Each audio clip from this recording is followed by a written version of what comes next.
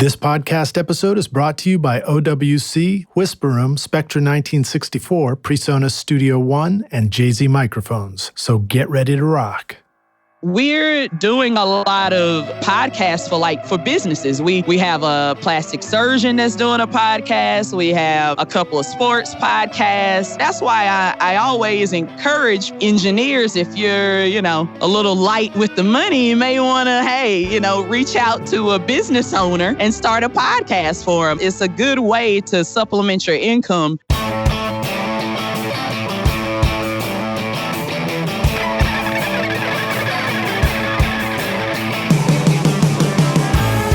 Welcome to Recording Studio Rockstars.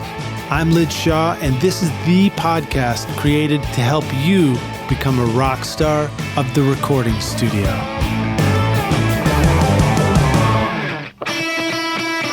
If you feel like the fast pace of computer tech has made your studio Mac obsolete, then think again. OWC is your personal studio tech for memory and speed upgrades, DIY installs, and used Macs perfect for recording and mixing. Why ditch your existing computer when you can take your studio far into the future with the Mac you've already got? Learn how to supercharge your studio and find out how awesome your Mac can be at OWC.com so that you can focus on making great music.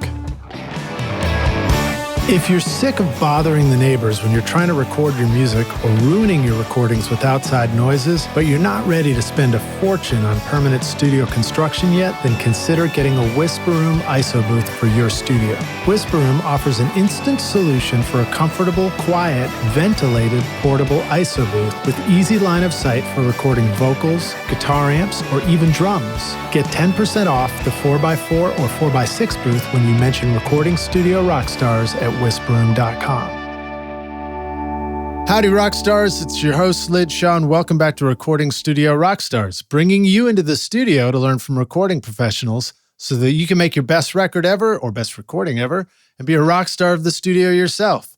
My guest today is Fela Davis, a graduate and recent Hall of Fame inductee at Full Sail University with almost 20 years of experience in audio engineering, working for clients like Clair Global and House of Blues. Fela also has experience mixing live shows for the likes of Ron Carter, Brian Blade, Jose Feliciano, Meshell Ndegeocello. Oh, you don't even know if I can pronounce her name right. Meshell Ndegeocello. There you go, Meshell Ndegeocello. Thank you for that.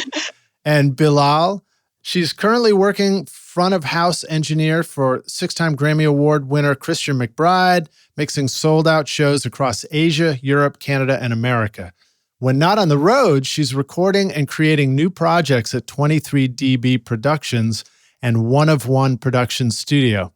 23dB Productions specializes in live mixing, recording, producing original music, podcasts, creating video and social media content for businesses, and offers mobile recording services for Live Nation, New York City venues like Music Hall of Williamsburg and the Bowery Ballroom, and Sirius XM's Real Jazz, The Lowdown. 23dB records, mixes, and edits at their One of One production studios, located 5 minutes from New York City and Fort Lee, New Jersey, specializing in podcast recordings for clients, as well as Fela and co-host Denis Orynbekov's own The Art of Music Tech podcast. Fela's podcast highlights the latest in audio gear, mixing techniques, and interviews with top audio engineers, musicians, and producers like Leslie Ann Jones, Jeff Bova, Jet Galindo, and Patrick Smith about their journey in audio. You can find The Art of Music Tech on Apple Podcasts, Spotify, Google, iHeartRadio, and YouTube, as well as many other places. Please welcome Fela Davis to Recording Studio Rockstars. Fela, are you ready to rock? Yes, I am. Thank you so much for having me on, Lidge. It's a pleasure. It's glad to, we're psyched to have you here. And it was fun to be hanging with you when we were at Winter NAMM doing the podcast panel together. And, yes. Very particularly, I remember meeting you back in 2019 and you learning that you have created a really thriving studio in New Jersey that has a particular focus on creating podcasts for people. And I thought that'd be a pretty exciting topic to hit. So let us know a little bit more in your own words, like who you are and how'd you get into all this stuff? Oh, wow. Surprisingly, in the 8th grade, I took a career placement test and it said audio engineer. Nice. So then I was like, wow, what's audio engineer? That's cool, because at the time I was playing trombone. I played trombone from 6th grade until I graduated high school. Mm-hmm. So for 6 years, I played an instrument and it was cool, but I knew I didn't want to do that for a living. But I wanted to be in the entertainment industry somehow, and music. And so in the 8th grade, when I heard audio engineer, I was like, oh yeah, the board, that's an option too. And after that, I became obsessed. Like any magazines I could find, the internet. I mean, this was 96 or so. The internet and Google wasn't a thing yet. And so it was very hard to find. And I'm from a very small town called Cheraw, South Carolina. So we didn't have record stores near us. I mean, they had like Walmart, but that, you're not going to get a crazy array of genres. No, they probably still had CDs in Walmart back then. Exactly. Oh my God. Yes. Probably even cassettes in 96. So yeah, and all the no curse words and stuff. So it was already like edited before you even got to it. If so that was a little hard because I liked all music. So I'm a little jealous of all the kids now that you can just stream stuff from all around the world. I didn't even hear Fela Kuti, the African singer, until I was like 19, and I was at 18, and I was at Full Sail University. I didn't until I went to college and like left South Carolina did I get to open my eyes to all the other genres that were out Fela, there. Meet Fela. Yes, exactly. And the funny part is my parents had no idea who the heck Fela Kuti was. They just liked the name. So, so it's kind of funny that I still ended up in music, and he's like a monster in world music and all of that. Such an amazing sound. I love that sound of Afro-pop. Oh, it's just infectious. I mean, it just the groove is just amazing. And so I was like, I was missing this until I was 18. But I caught up. And as an engineer, I knew I had to know all the genres and like know what was expected of it as an engineer. So going back to like, okay, in the 8th grade, I find out about audio engineering. By the time I get to 10th grade, I'm still obsessed. And then one day I see a magazine on the floor when I'm in the band room that says, audio, jobs in music, not playing an instrument. It was something like that. And I was like, what? It was like it spoke to me. And I was like, oh, and then I looked in this magazine, and then they had a few audio schools. And at the time in the late 90s, it just wasn't that many like it is now. I think the first thing I saw was Full Sail. And I was like, ooh, this is interesting. And it blew me away that they had so many Grammy Award winners even then. And at the time, this had to be like 97, 98. The Miseducation of Lauryn Hill had came out, and one of the engineers from that had went to Full Sail too. And I was like, that was Record of the Year Grammy, I believe. Exactly. Oh yeah, exactly. And I was like, okay, this is where I need to go. I saw a few others too. It was like the Arizona recording art, the recording Crass. art. Yeah, Crass. And I saw a few of those, but something about Full Sail just spoke to me. And then a few months. Sunshine. I guess there's a lot of sunshine in Arizona though. Yeah, there's sunshine in Arizona, but I guess it was a little far for me too from South Carolina. Yeah. Full Sail was easier for me to get to and talk my mom and my sister. A few months later, I talked them into going down with me. Well, taking me rather, because I'm in the 10th grade at the time, down there because they have these open houses where they just show what the school is about. And I went down there and I was blown away. I was like, oh, this is it. I found the school I'm going to now. Like, what was it like? Well, what did you actually see when you got down there? What struck you? Man, I mean, they had Neve consoles. They had, it was just all the stuff that you see on Mix Magazine. Yeah. Did you even know what a Neve console was at that point? Whenever it was like my birthday or something, I would get a Mix Magazine when I was in high school. Because I don't know if you remember, back in the day, Mix Magazine was like $15. That thing was expensive. Yeah. So it was only like the special times that I got to see it. So I started getting myself familiar with console names. Didn't really know what the sounds were, but I knew SSL, I knew Neve, I knew stuff like that. And just like, okay, I know what's kind of going on in the field, but until you start putting your hands on it, you're like, oh, okay, this is what this does. And, and so that was kind of the crazy thing. And, I had this obsession for audio engineering, but it was no way to really get my hands on a console. So I just had to read and like tell people that's what I wanted to do. And they were like, yeah, there you go. Yeah, they're like, I have no idea what you're talking about. Sounds good. Yeah, I mean, I'm a black chick in South Carolina saying they want to put me an audio engineer. Is like, okay, there you go. But it just didn't go away. I don't know what it was that I was blessed to know what I wanted to do at such an early age and to be able to stick with it. It was pretty amazing. So fast forward to, 10th grade, I know where I'm going to go. Funny enough, my sister even got inspired too, and she went to film school, but at Full Sail. But it's funny, she's not in it anymore. I kept going in it. Yeah. But we ended up, she went at the same time as I did. We roomed together, got an apartment and, did our year. At the time, Full Sail was only a year. They didn't even have a bachelor's do they have bachelor's program now? Yeah, they got a bachelor's, master's. Like, yeah, nice. They're going pretty deep. And that happened within the past, 15 years. Yeah, well, that's cool. So you finished up there, and then where'd you land after school? Did you go right straight back to South Carolina, or did you go up towards New York? Broke. I was dead broke, so I had to go home. And my first year out of Full Sail, I didn't touch a console or anything really. I did a couple of spot gigs. Actually, my first gig I did in Columbia, South Carolina, and it was like a Summerfest outdoor thing.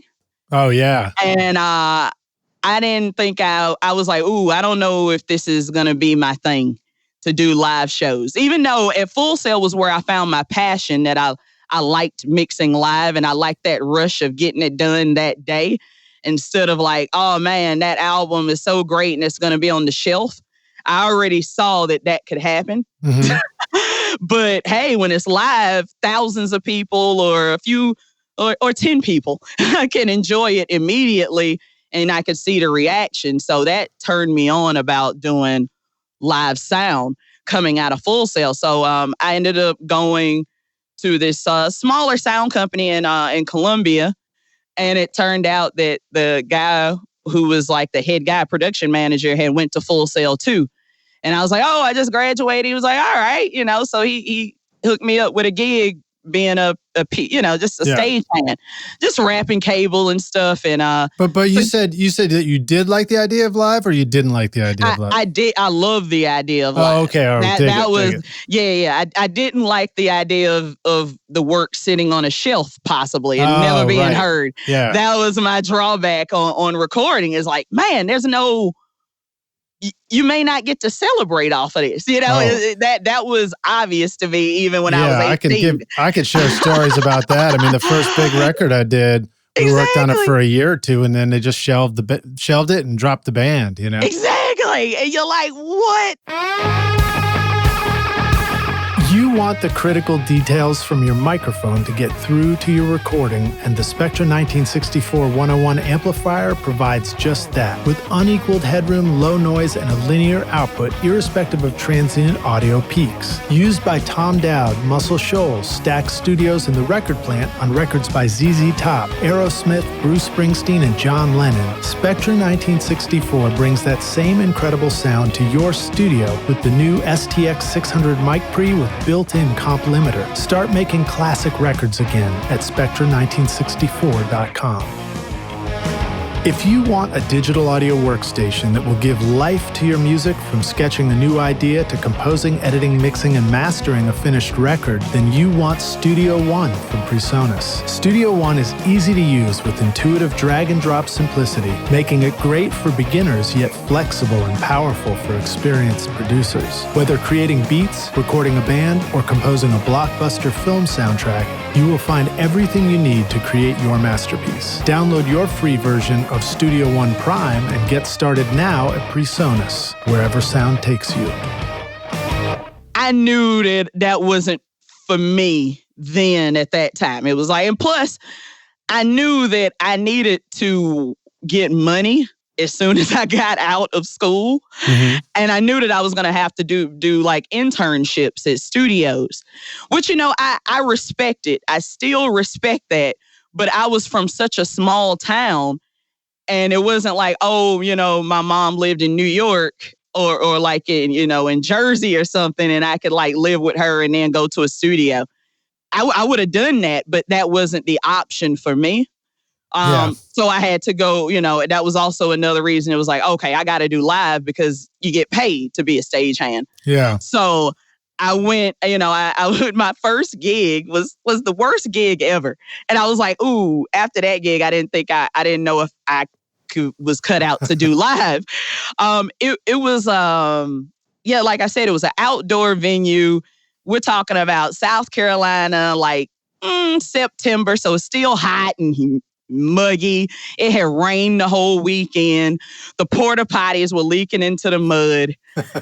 Hopefully not into the console. I mean, barely. I mean, we had to lift it up. Of course, I'm stagehanding, so I'm doing feeder, just all the hard electrical feeder. If you've ever done live, you know that's like a big Cadillac trunk of cable, of just copper, just you're just wrapping it for like 300 feet. It's just like, oh my God, it was heavy, really heavy cable, right? Heavy. We had to build the spotlight platform, literally, and so they, it was like taking the spotlight up by a rope and like them, us having like levy it up.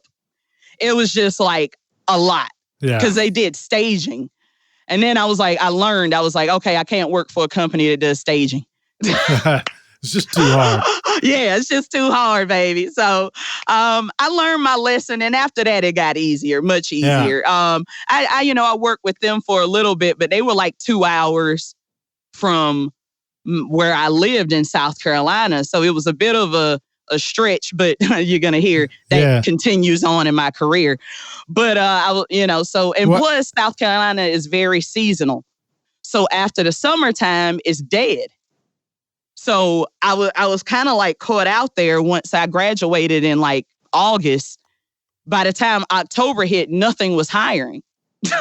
In South Carolina. So I had to get like regular jobs. I ended up like at a plant, like it's a lot of plants in South Carolina. Well, a lot of them have left too, but like an airbag plant. So I ended up folding airbags. I worked at a chicken plant in between, like deboning chickens. Like I did whatever. And I mean, all of this while I had an audio. And deboning chickens. Exactly. I mean, all of this while having the audio degree. Well, so now, so like you go through the live thing, you start dealing with the real life challenges of like, oh, there's some work immediately, but then all of a sudden it dries up. So how'd you go from the live thing to, having a studio in New Jersey running podcasts and being booked all the time? That's quite the story. Yeah. Okay, well, give us the condensed version. The condensed version. After going, long story short, I was in South Carolina for like 3 years after I graduated from Full Sail. then I knew that I had to move to a bigger places. So I ended up moving to Miami for 4 years. Oh, nice. I worked everywhere in Miami that you could do without being union. And then it was like, okay, all the gigs that I wanted to do, the engineers were either from LA and New York. And I was like, okay, I got to make the move. So I made the move to stay on the East Coast. And I went up to Jersey, actually, but just outside of Manhattan.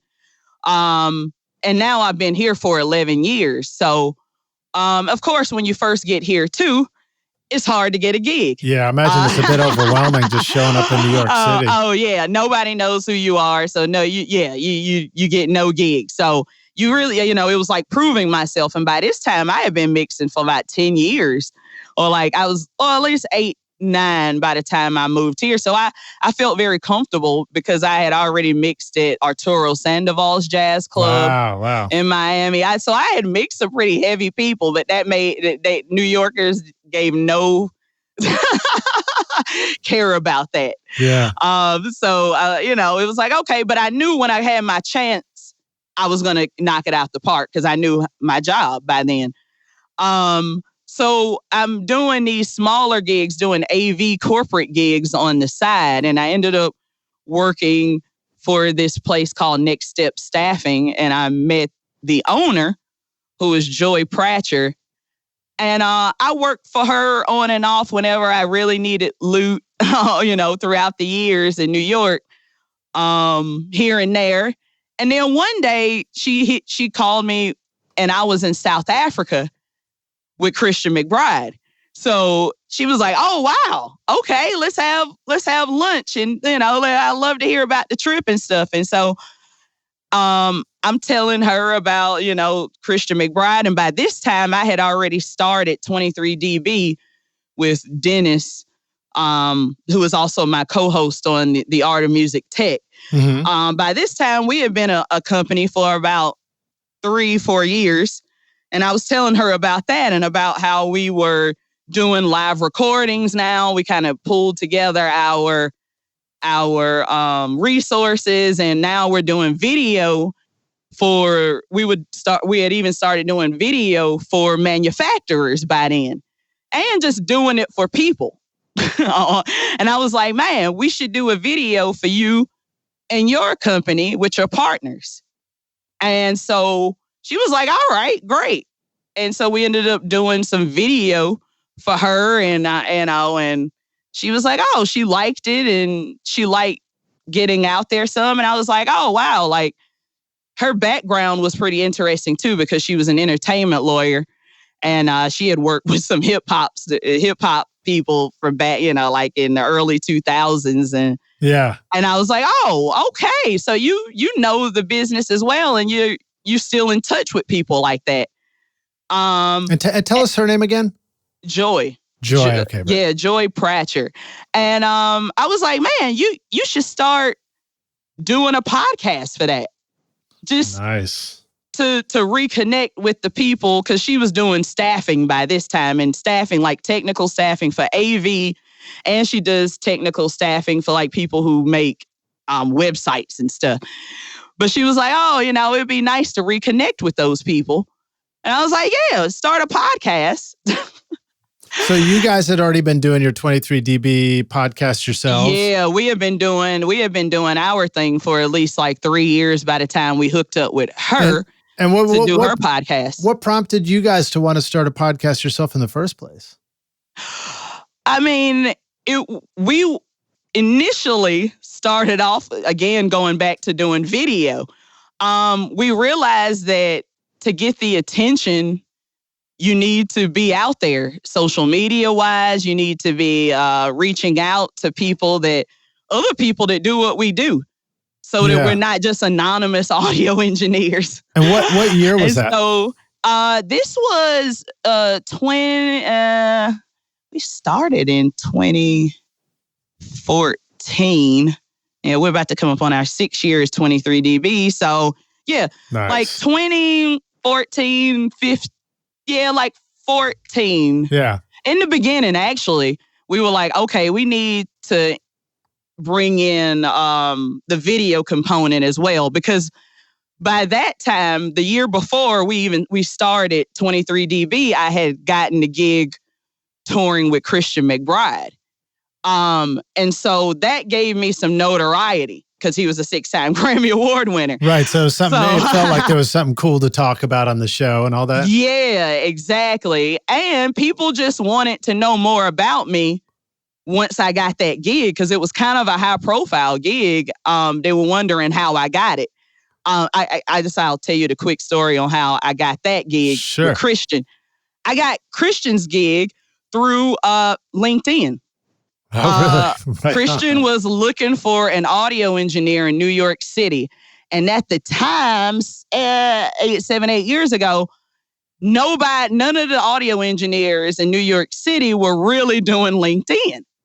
And I realized that I was early to it. And at the time, you could see that LinkedIn was ranking people. Literally, and the higher you were, the higher up on the ranking, the more information you had. You had your picture up, you had a bio.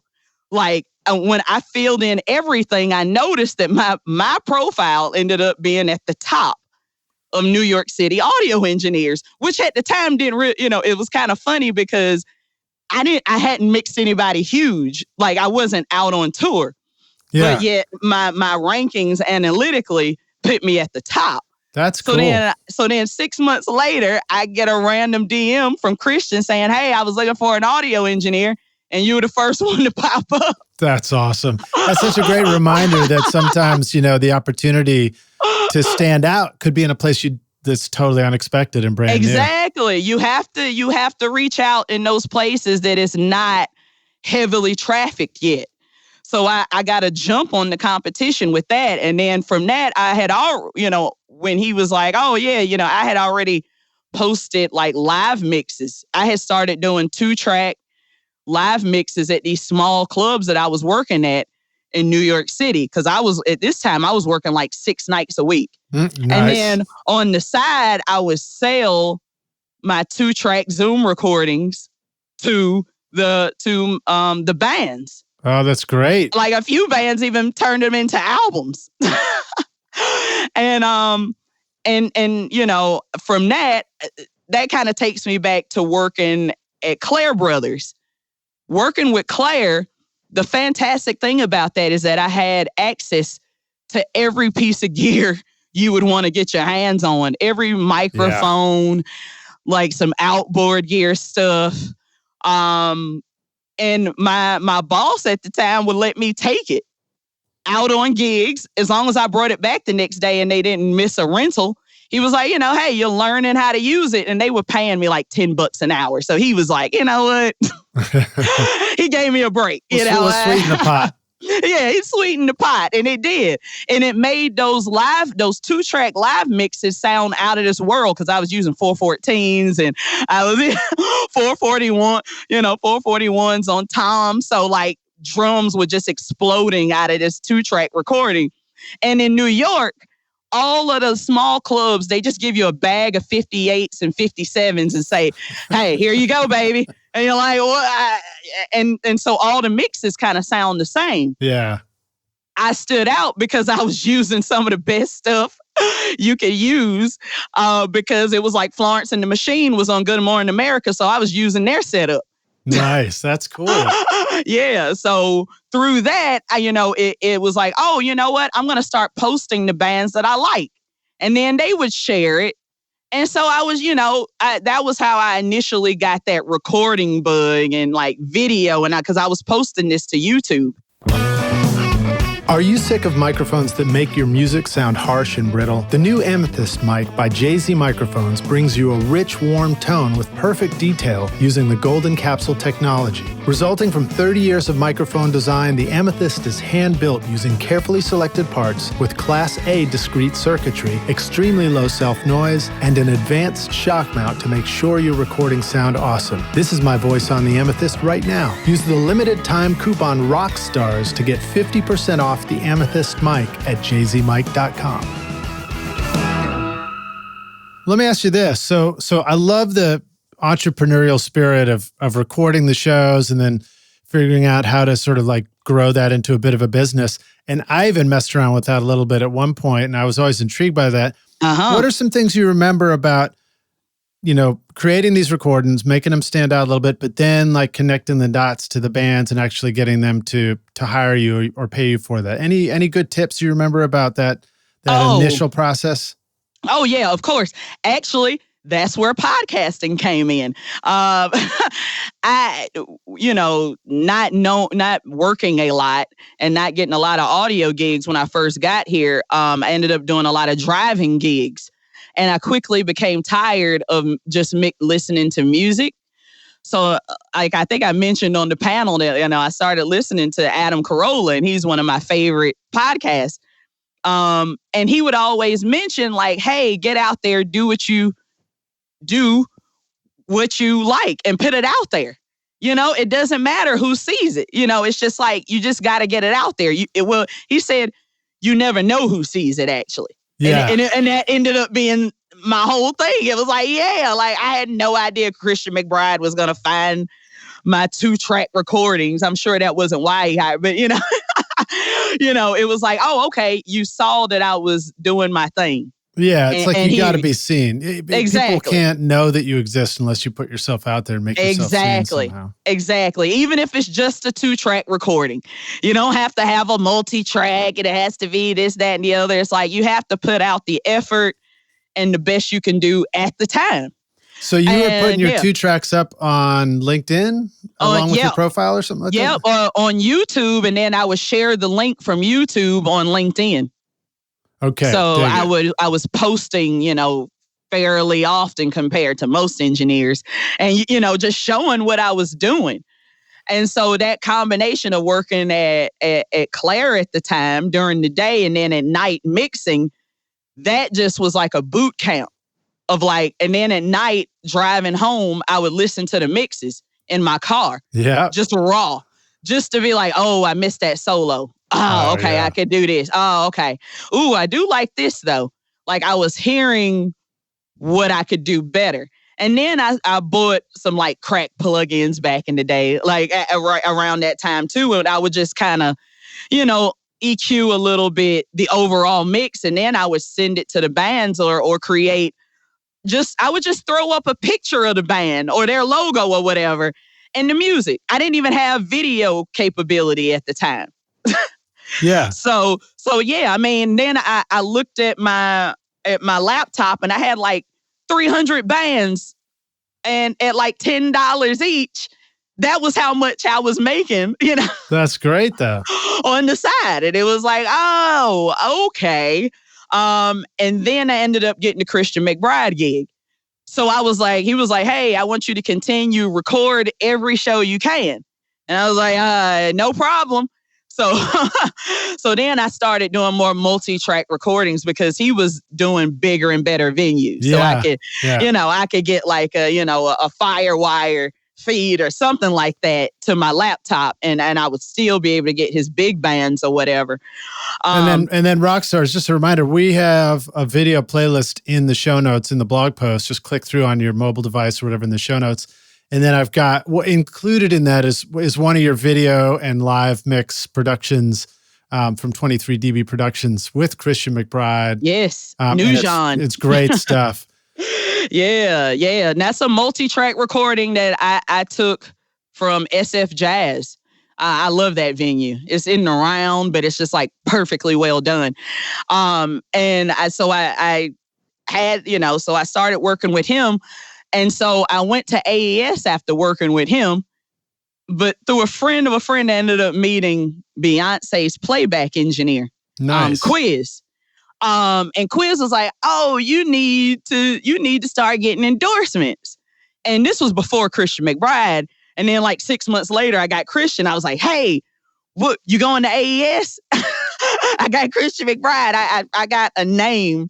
I knew that you have to have a name to come to these manufacturers. You can't just be like, oh, I mix, but you have to have like a certain, you know what I'm talking about. A certain je ne sais quoi. Yeah, exactly. You have to have the name behind you when you start dealing with endorsements and stuff like that. So I understood that. And he put me in touch with a few people, and that was how I initially met Lewitt microphones, which you're actually listening to a Lewitt microphone right now. Tell us what you're using. So also we'll start transitioning over into the more of the podcasting stuff, Rockstars, in a minute, and then in the second half. Definitely, yeah. But like, what's your setup right now for your vocals that we're listening to? Right now I'm using a Lewitt 240 Pro.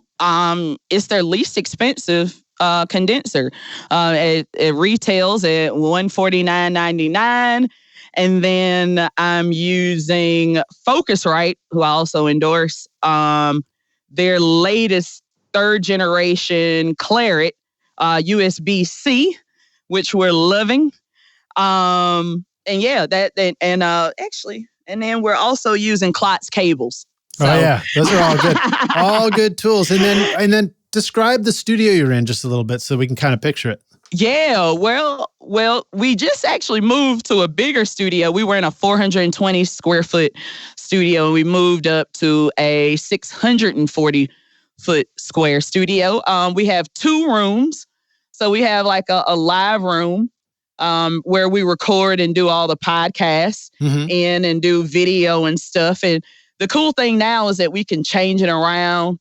It was a little snug in that 420 and over, 420 square foot space. So now we can put... Not that kind of 420 rocks. Yeah, oh no, not that kind of 420. Yeah, but you can make money off of this 420.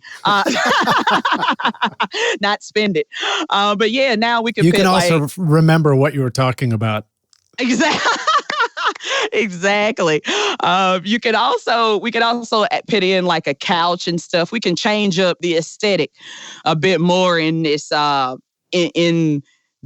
studio. We're doing a lot of podcasts for businesses. We have a plastic surgeon that's doing a podcast. We have a couple of sports podcasts. We have a NFL Wives podcast going. I mean, it's pretty wide open to everything. So that's why I always encourage people to, engineers, if you're, a little light with the money, you may want to, reach out to a business owner and start a podcast for them. I mean, it's a good way to supplement your income. Even if you're just like, all I want to do is music, that's great too. But if you want to supplement it a little bit, I mean, it's such a wide open thing. It's no way I could cover all the businesses in the country. Yeah. There are literally millions. Yeah, and they all need to put their stories out there. Yeah. Like us, I mean, what I just explained to you is the reason why you need to do a podcast. Yeah. And so like, you think about trying to make records and you're like, okay, who are the bands? Who are the songwriters? How many of them are, do they have any money? Exactly. And then you think about working with a business and you're like, oh, so here's a client who's actually making money and they just need to expand their marketing reach. And they probably don't know a thing about audio. Not one clue. Unlike the music artist who's like, oh yeah, I know a little bit. Yeah, I'll make myself a home studio. And then you feel like you might be competing with that. Exactly. Yeah, there's no real competition. They just want somebody to handle their production. And once you show them that it's easier for you to handle it for them, they're all about it. Yeah. Well, let me ask you also about the space, because I don't want to get too far away from that. Yeah. Just like, is your space, does it feel like a space, a room in a house? Is it like, do you have more sound treatment? Like, how important are those things to get? Because your mic sounds great right now, and I know you're using a condenser mic, right? Yeah. Oh yeah. And I'm in my studio, which we haven't fully finished doing all of our paneling, but we use GIK acoustics paneling. And right now I'm in our our control room of where I'm usually mixing or recording stuff at. I'll have room. You don't have to be kind of on top of me or Dennis while we're mixing or recording. We have room behind us. It's kind of a L-shaped room, and we made it very homey. Mm-hmm. We got a few couches. Even if you go onto our website, which I'm sure is in the links that you put up, you see that we have the money green couch and everybody loves it. Now we got now we got the fuchsia couch. We make it very comfortable because we're dealing with, everybody wants to be comfortable when they're recording. I mean, it's just, we make it so you want to kick off your shoes and just, get to work and just talk about what you have going on. That's good because I'm almost never wearing shoes. But what about exactly now? Another detail I feel like I noticed in your videos is that you have the mics, but there's a table. Like you're sitting at a table while you're podcasting. Do you feel like, is that what you got now? And is that an important aspect of a podcasting studio that's different from microphones in a music studio? Yeah. We got a 4-person table to do a 4-person podcast. It was we just wanted them, especially if it was more than like 2 people, they need a table. Yeah. It's just you couldn't really get around it. And we found this table through a friend of a friend, and it was like, oh, this is perfect. For what we have going on. But yeah, the cool thing is that we just move it to the side when we do want to record music because we're based in a business suite. So there are like accountants and lawyers who are around us. So during the day from like 9 a.m. to 6 p.m., we do podcasts. And then after 6 p.m., we can get as loud as we want to. And that's the cool thing about how we've kind of added what we already do to the podcast field because Denis is also our in-house producer. We'll produce stuff together, and we'll also produce music for other podcasts. Oh, dig. That's a good thing. So it's like, we still get to use it as a music space, but we also get paid to use it as a recording studio for our clients who want music. And they'll give us a feel of what they want, and we'll give them, we'll kind of go in the at least the tempo ballpark and start from there and build it up. So we get to do everything we love with it. That's the good thing. It's not like, oh man, I do podcasting, but now that music stuff is out the window. It's like, no, it's very much still around. That's cool. Well, let's take a break for just a moment, and Rockstars will come back in for the jam session. We're going to dig in deeper into the details of building and running a podcast studio, mixed as a music studio, and how that might be a great opportunity for you. A reminder that we got links to what we're talking about here with Fela in the show notes. Just click through on your mobile device, or if you're on the website, just go down and you should see it right there. You click right over to the website. And did I just say go from the website to the website? I might have. But anyway, we'll see you guys in just a minute for the jam session. Do you really want the neighbors banging on the ceiling when you're trying to rehearse or record your music? Do outside noises and computer fans get into your studio mic and ruin your recordings? You could book a pro studio to record every time, but that would add up quickly, and doing permanent construction to soundproof your studio could easily cost up to $100,000.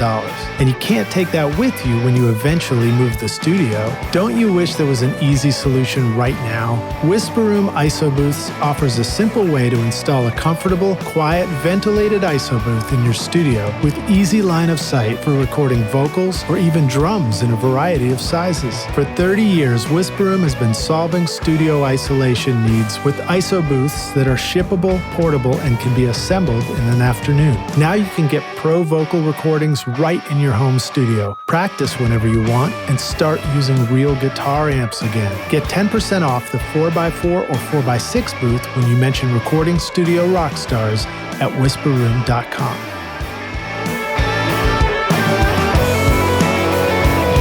If you're using a Mac in your recording studio and you're tired of feeling like the studio setup you worked so hard to create is becoming obsolete too quickly, then Otherworld Computing is the solution for you. OWC can help keep your existing Mac and studio current and relevant so that you can make great music. Whether you need to upgrade your RAM, install an SSD, add more connectivity, or simply find a great used Mac, you can get the most mileage out of your studio with OWC. Offering a vast library of DIY install videos, 24/7 friendly support, and free shipping in the U.S. on most items over $49, there's no need to get frustrated when you can achieve the speed to create and the capacity to dream at OWC.com.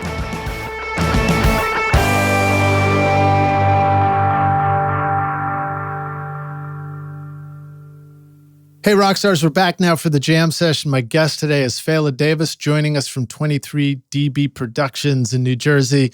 And we're going to dig into some details on podcast recording, editing, mixing, creating a studio to do that, and just kind of learn more about this alternative world of recording audio as a pro. So, Fela, you ready to jam? Yes, yes. All right, dig it. So, a little bit more, again, about the space you're in. So you've got this table and you got 4 mics on it. Now, what are some smart moves for, do you just use regular old mic stands, or do we get special mics that clip onto the table or any of that kind of stuff? No, we're just using tabletops. What's a tabletop? A couple of arms.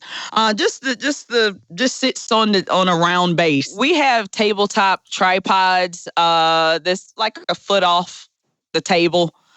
We have the round base and like the tiny tripod.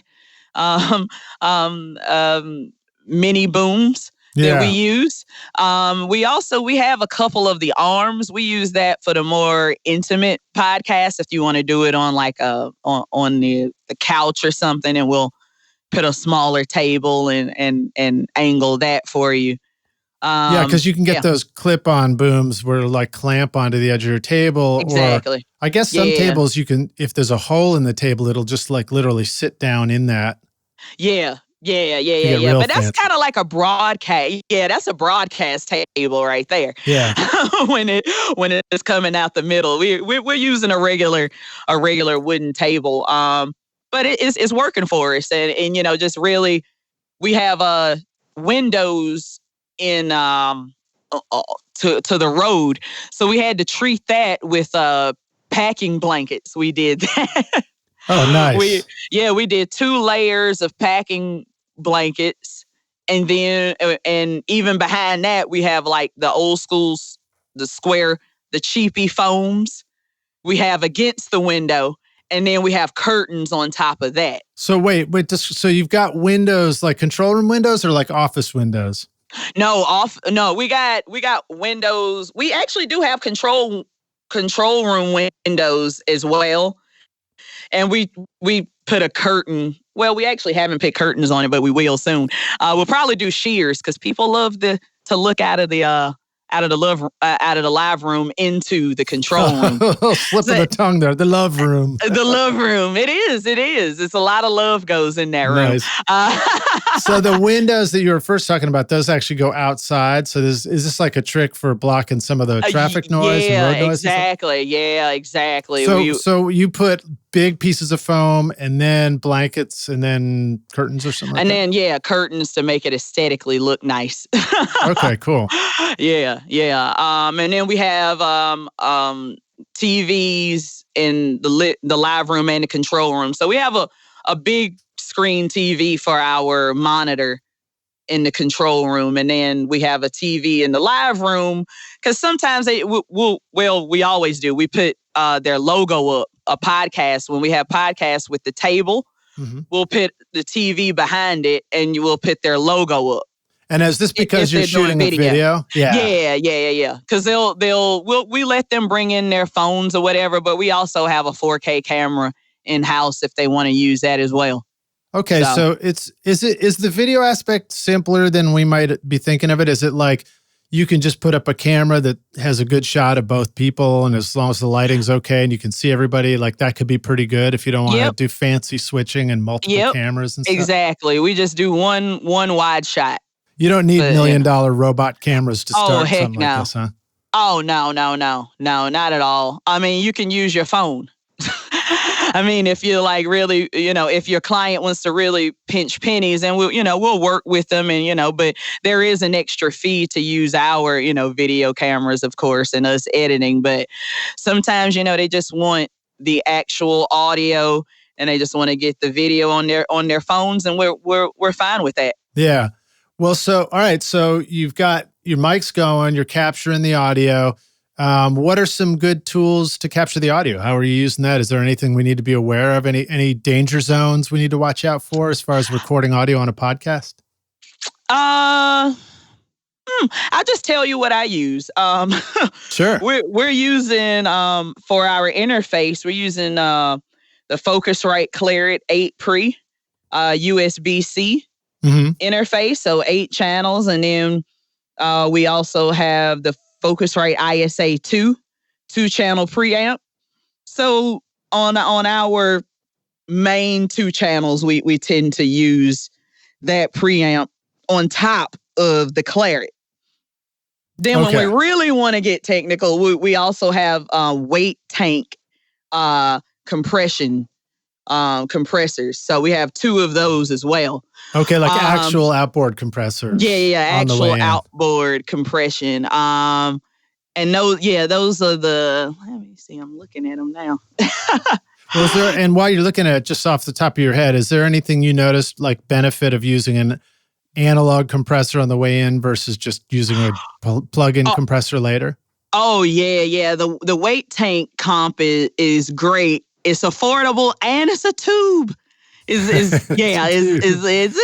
Now, do the business people care about tubes? Do they get? Yeah. They're like, you're like, it's a tube. And they're like, no way, it's a tube. What's a tube?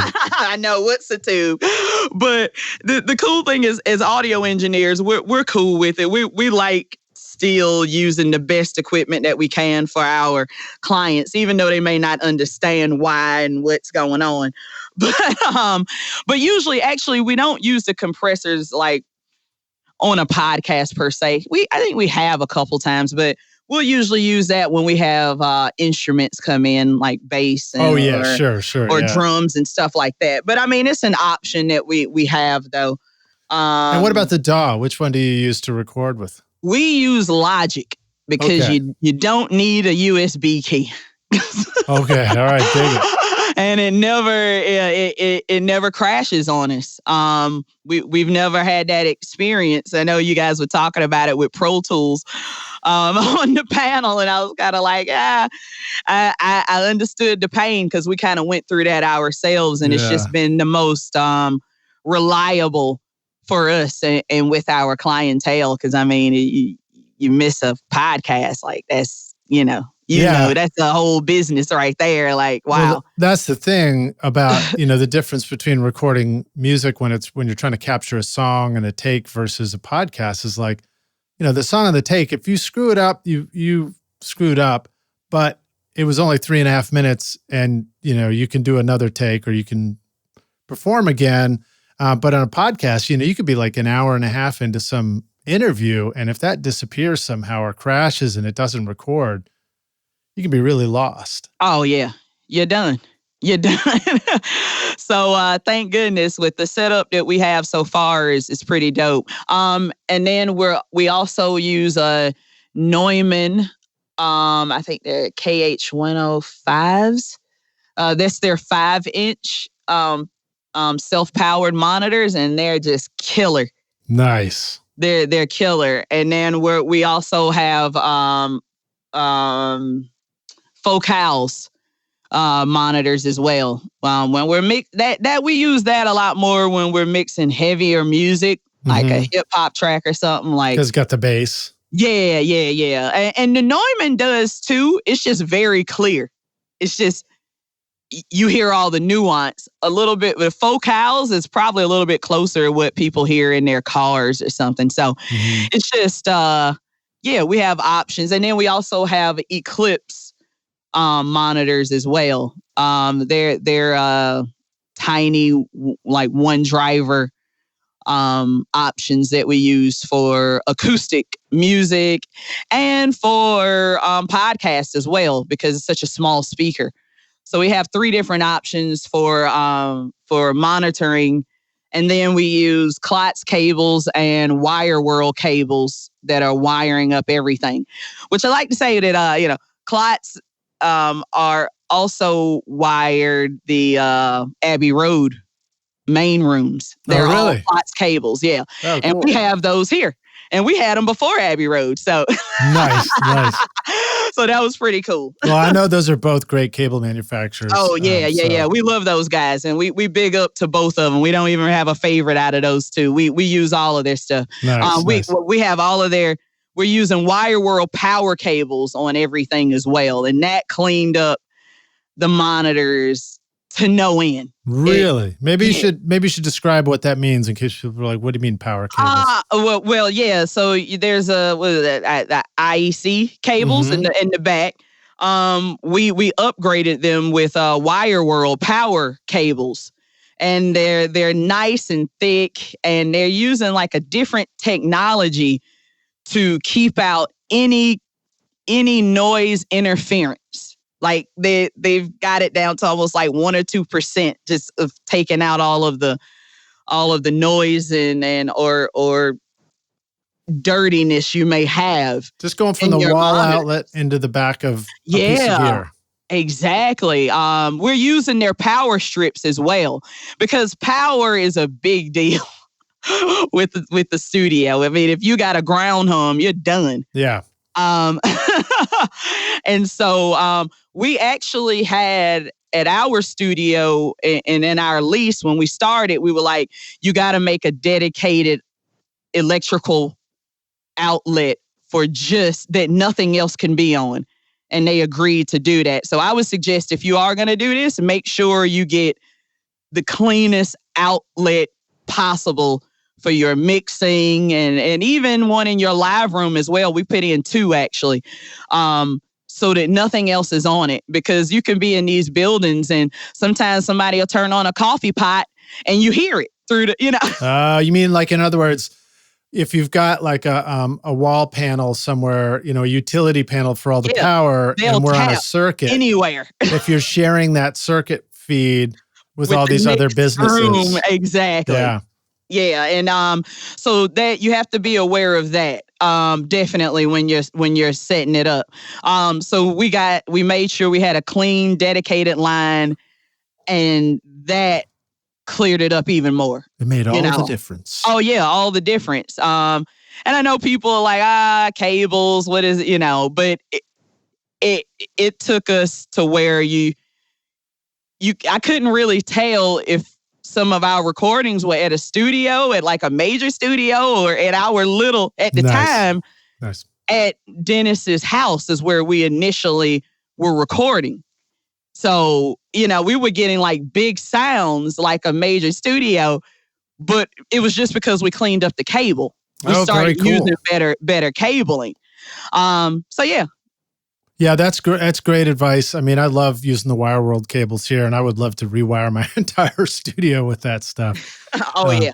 But let me ask you this. So let's talk a little bit about, if you captured the sound and you got a good capture in with the podcast audio, what are some things that the rock stars should know about mixing a podcast? Are there like target levels? Are there any good tricks you need to be aware of as far as the limiting and compression or EQ or any of that stuff? I'm pretty much going by ear and trying to just hit it to 0. What we do as far as editing for our clients, we just make it as even as possible. Our capture is so good, we don't have to do much afterwards. All it is basically kind of like editing out and kind of maybe, bringing down the levels on some clicks and pops and stuff like that. But, we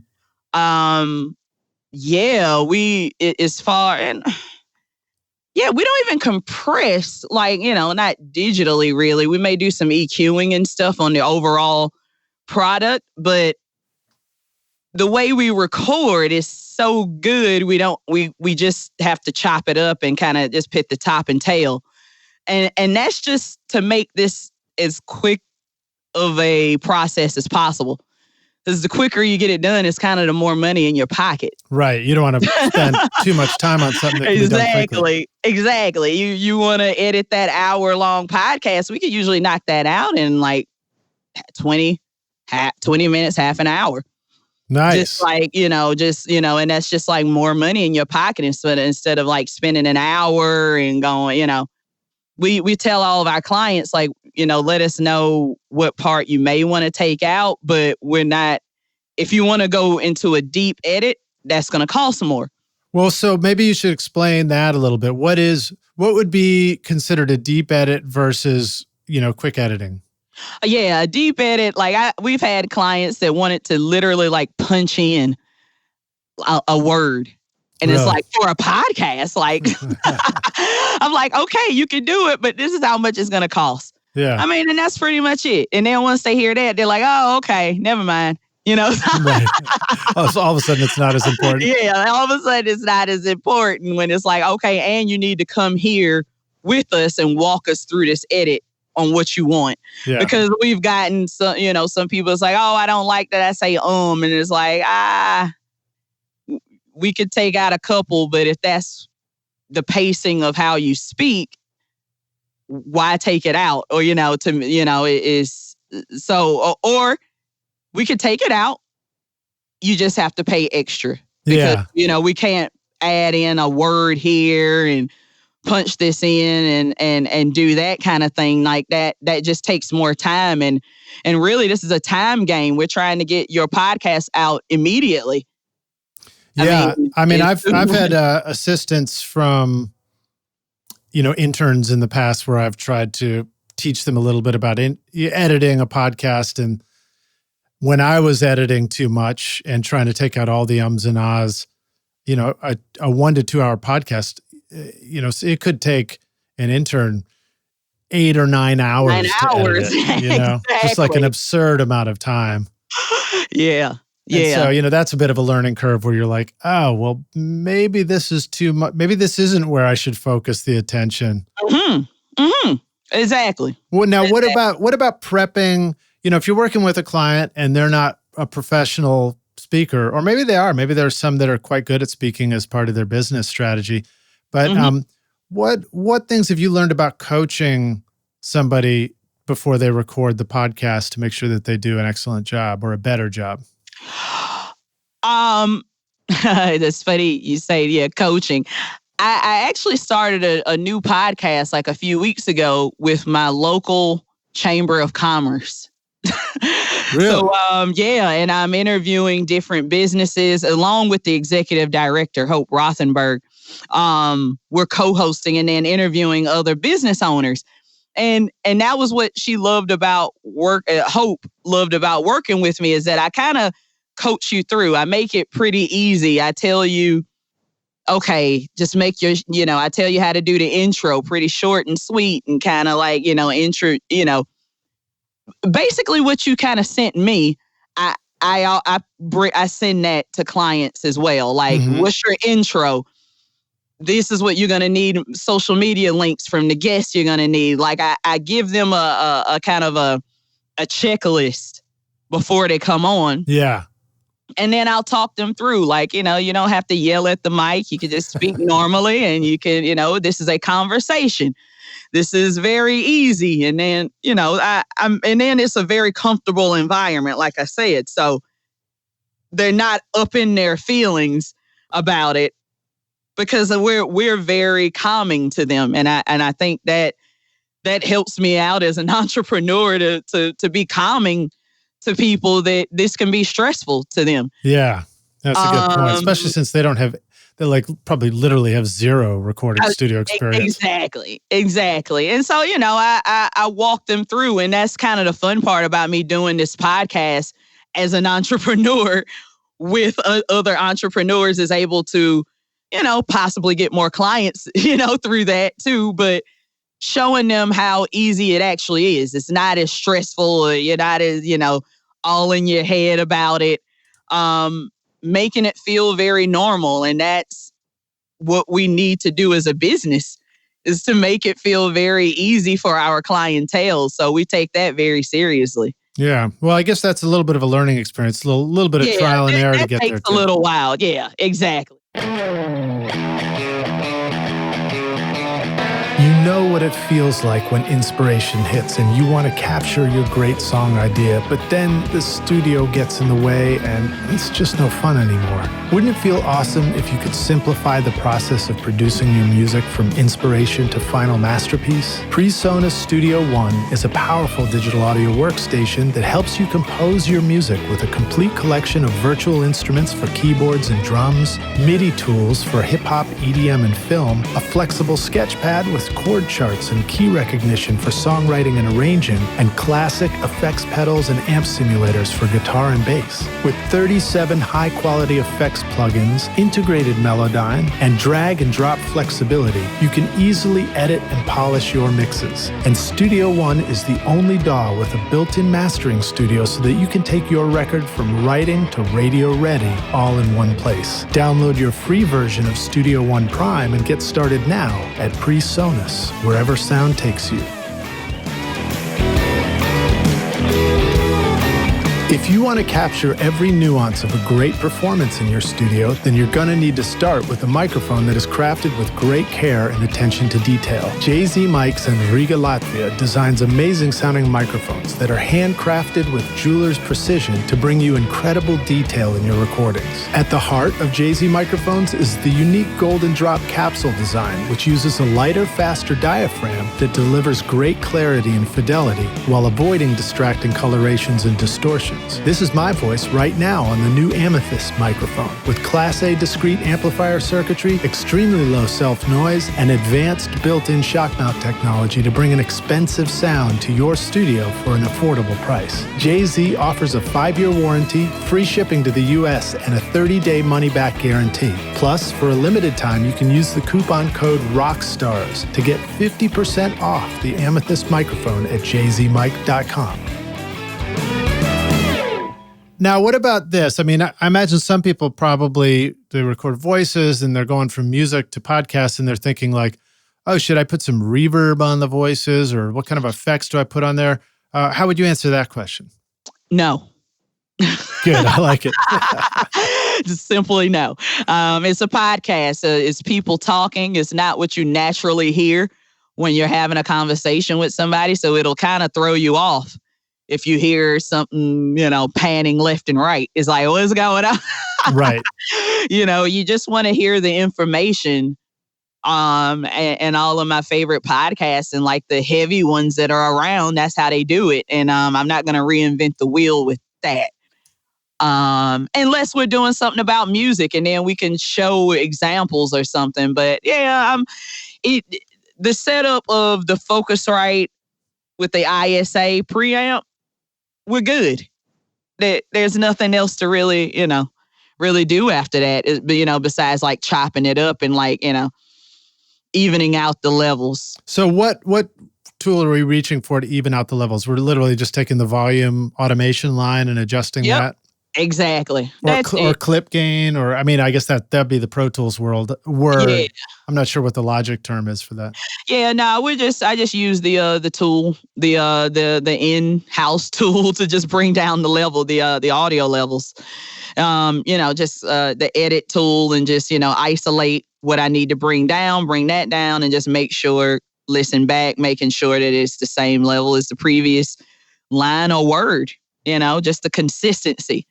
Now, how about, is there anything in the mix template that gets used consistently? Do you put like a limiter on the output or any of that kind of stuff to just kind of make sure that that's right? Or do you just, is it literally just setting levels and then just look at your 0 VU meter out and go from there?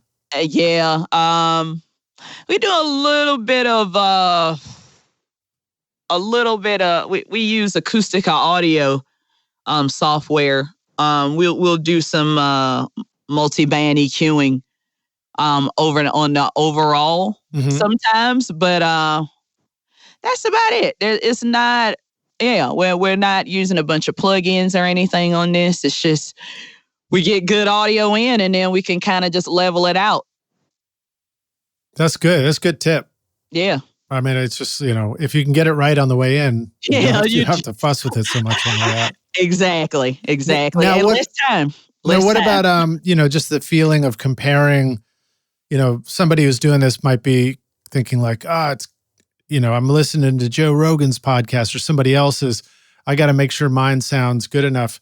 Do you find that there's, stress around the sort of the loudness wars with podcasts, or is it a little different than that somehow?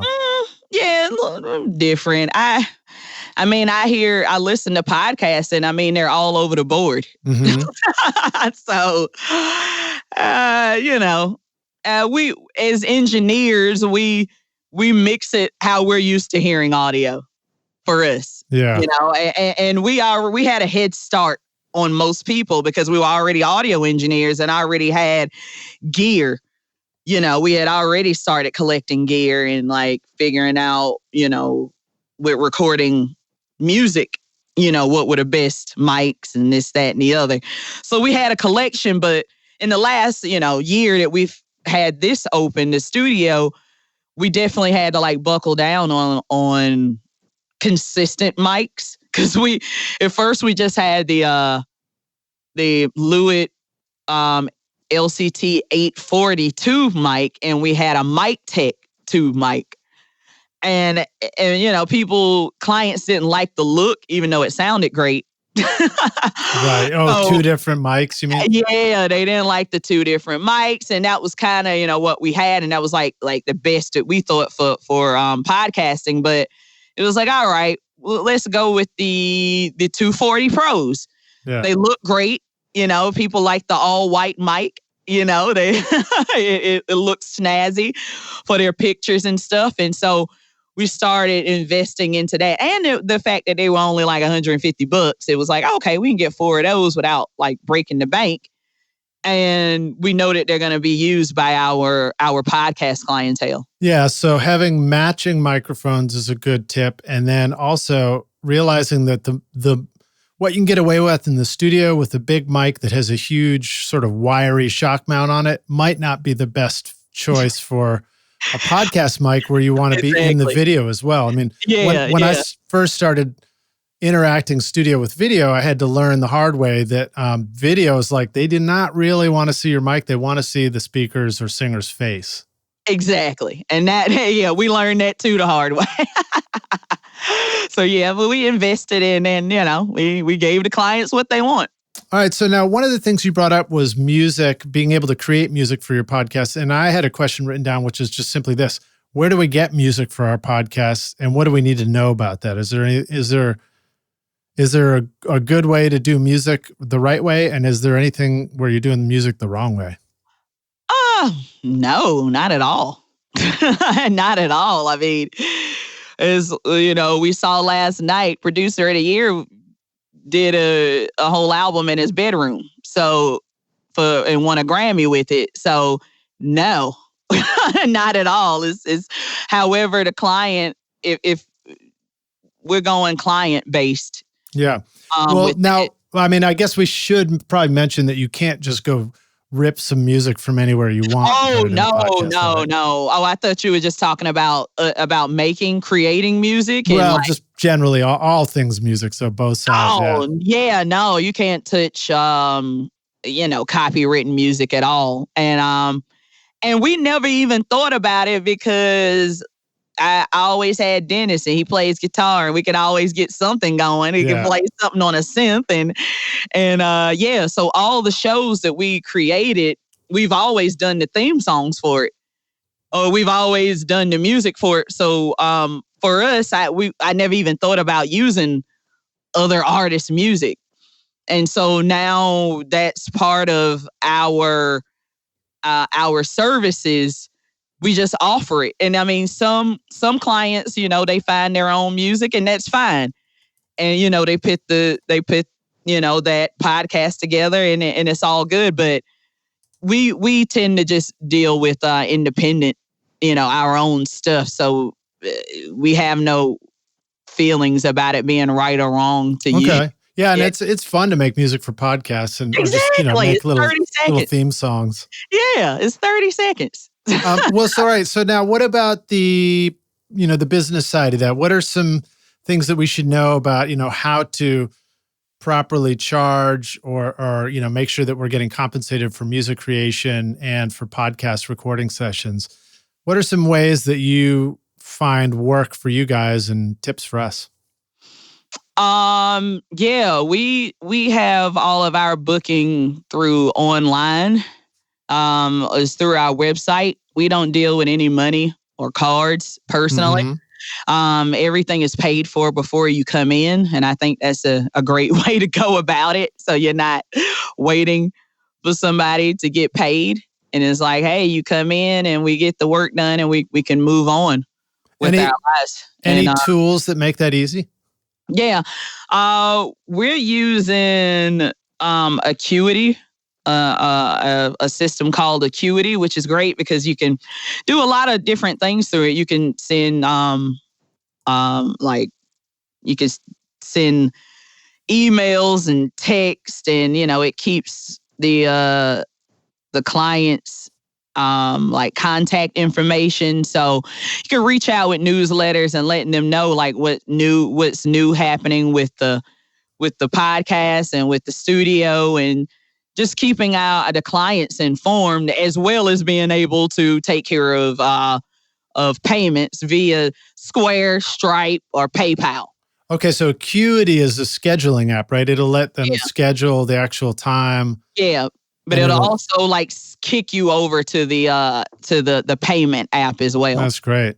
Yeah. And then when you talk about email and text, you're talking about if I go to if I'm going to go to the dentist and I get a text remember, you've got a dentist appointment tomorrow. Exactly. It does that kind of stuff, right? Yeah. You can do that kind of stuff as well. So that's cool. So then what about for you as the studio? What is that experience like? I mean, I know that sometimes for somebody who's never used a scheduling app like that, they'd be like, I don't know. I'm going to have a robot schedule for me. What does that feel like when you have something that works and do you just look at your calendar and you're like, oh, here's what's coming. Cool. Yeah. It also syncs to your Google calendar. So everybody is aware on your team that there is a podcast that day or there's a video that day. It's a great way to, because I don't know if I got fully into the Joy story that she's a partner in One of One Productions with me. And yes. So she, so everybody being on the same page of what's going on in the studio. Me and Denis are here most of the time because we're, of course we're the engineers and she's great too. She brings in a lot of her friends, and that's how we built some clientele through her friends, our friends. Now I'm doing the Chamber podcast, and so that puts a new business in the studio every week or so. So that's great, and that's a great reminder that part of the strategy for creating a podcast business like that might be to team up with somebody who's in that business world and interacting with everybody. Yeah. And strategically being placed. I mean, Fort Lee is in Bergen County, one of the most expensive counties to live in the country. So it's a lot of affluent people. Mm-hmm. So that also helps with with booking, and just these people are the top of the top. So of course you want to hear what they have to say. If you can afford to live in this county. Now, what about as far as your studio? I mean, do you feel like so it seems like it would make a lot of sense to find clients that have quite a budget to work with, but also maybe build a structure around the business where it maybe doesn't need a whole lot of operating capital to work. Oh, yeah. How important was it for you guys to be in a really expensive location, or any tips around that? I mean, or is this what's related to that as far as where to locate your podcast studio? But the cool thing is about this setup, you don't have to be in the most affluent. It works for us being in a business suite, and us being in, I guess, right off of Main Street in Fort Lee, and being very convenient to everyone that lives in the area. It was also cool that the business suites are not that expensive. Nice. So even here,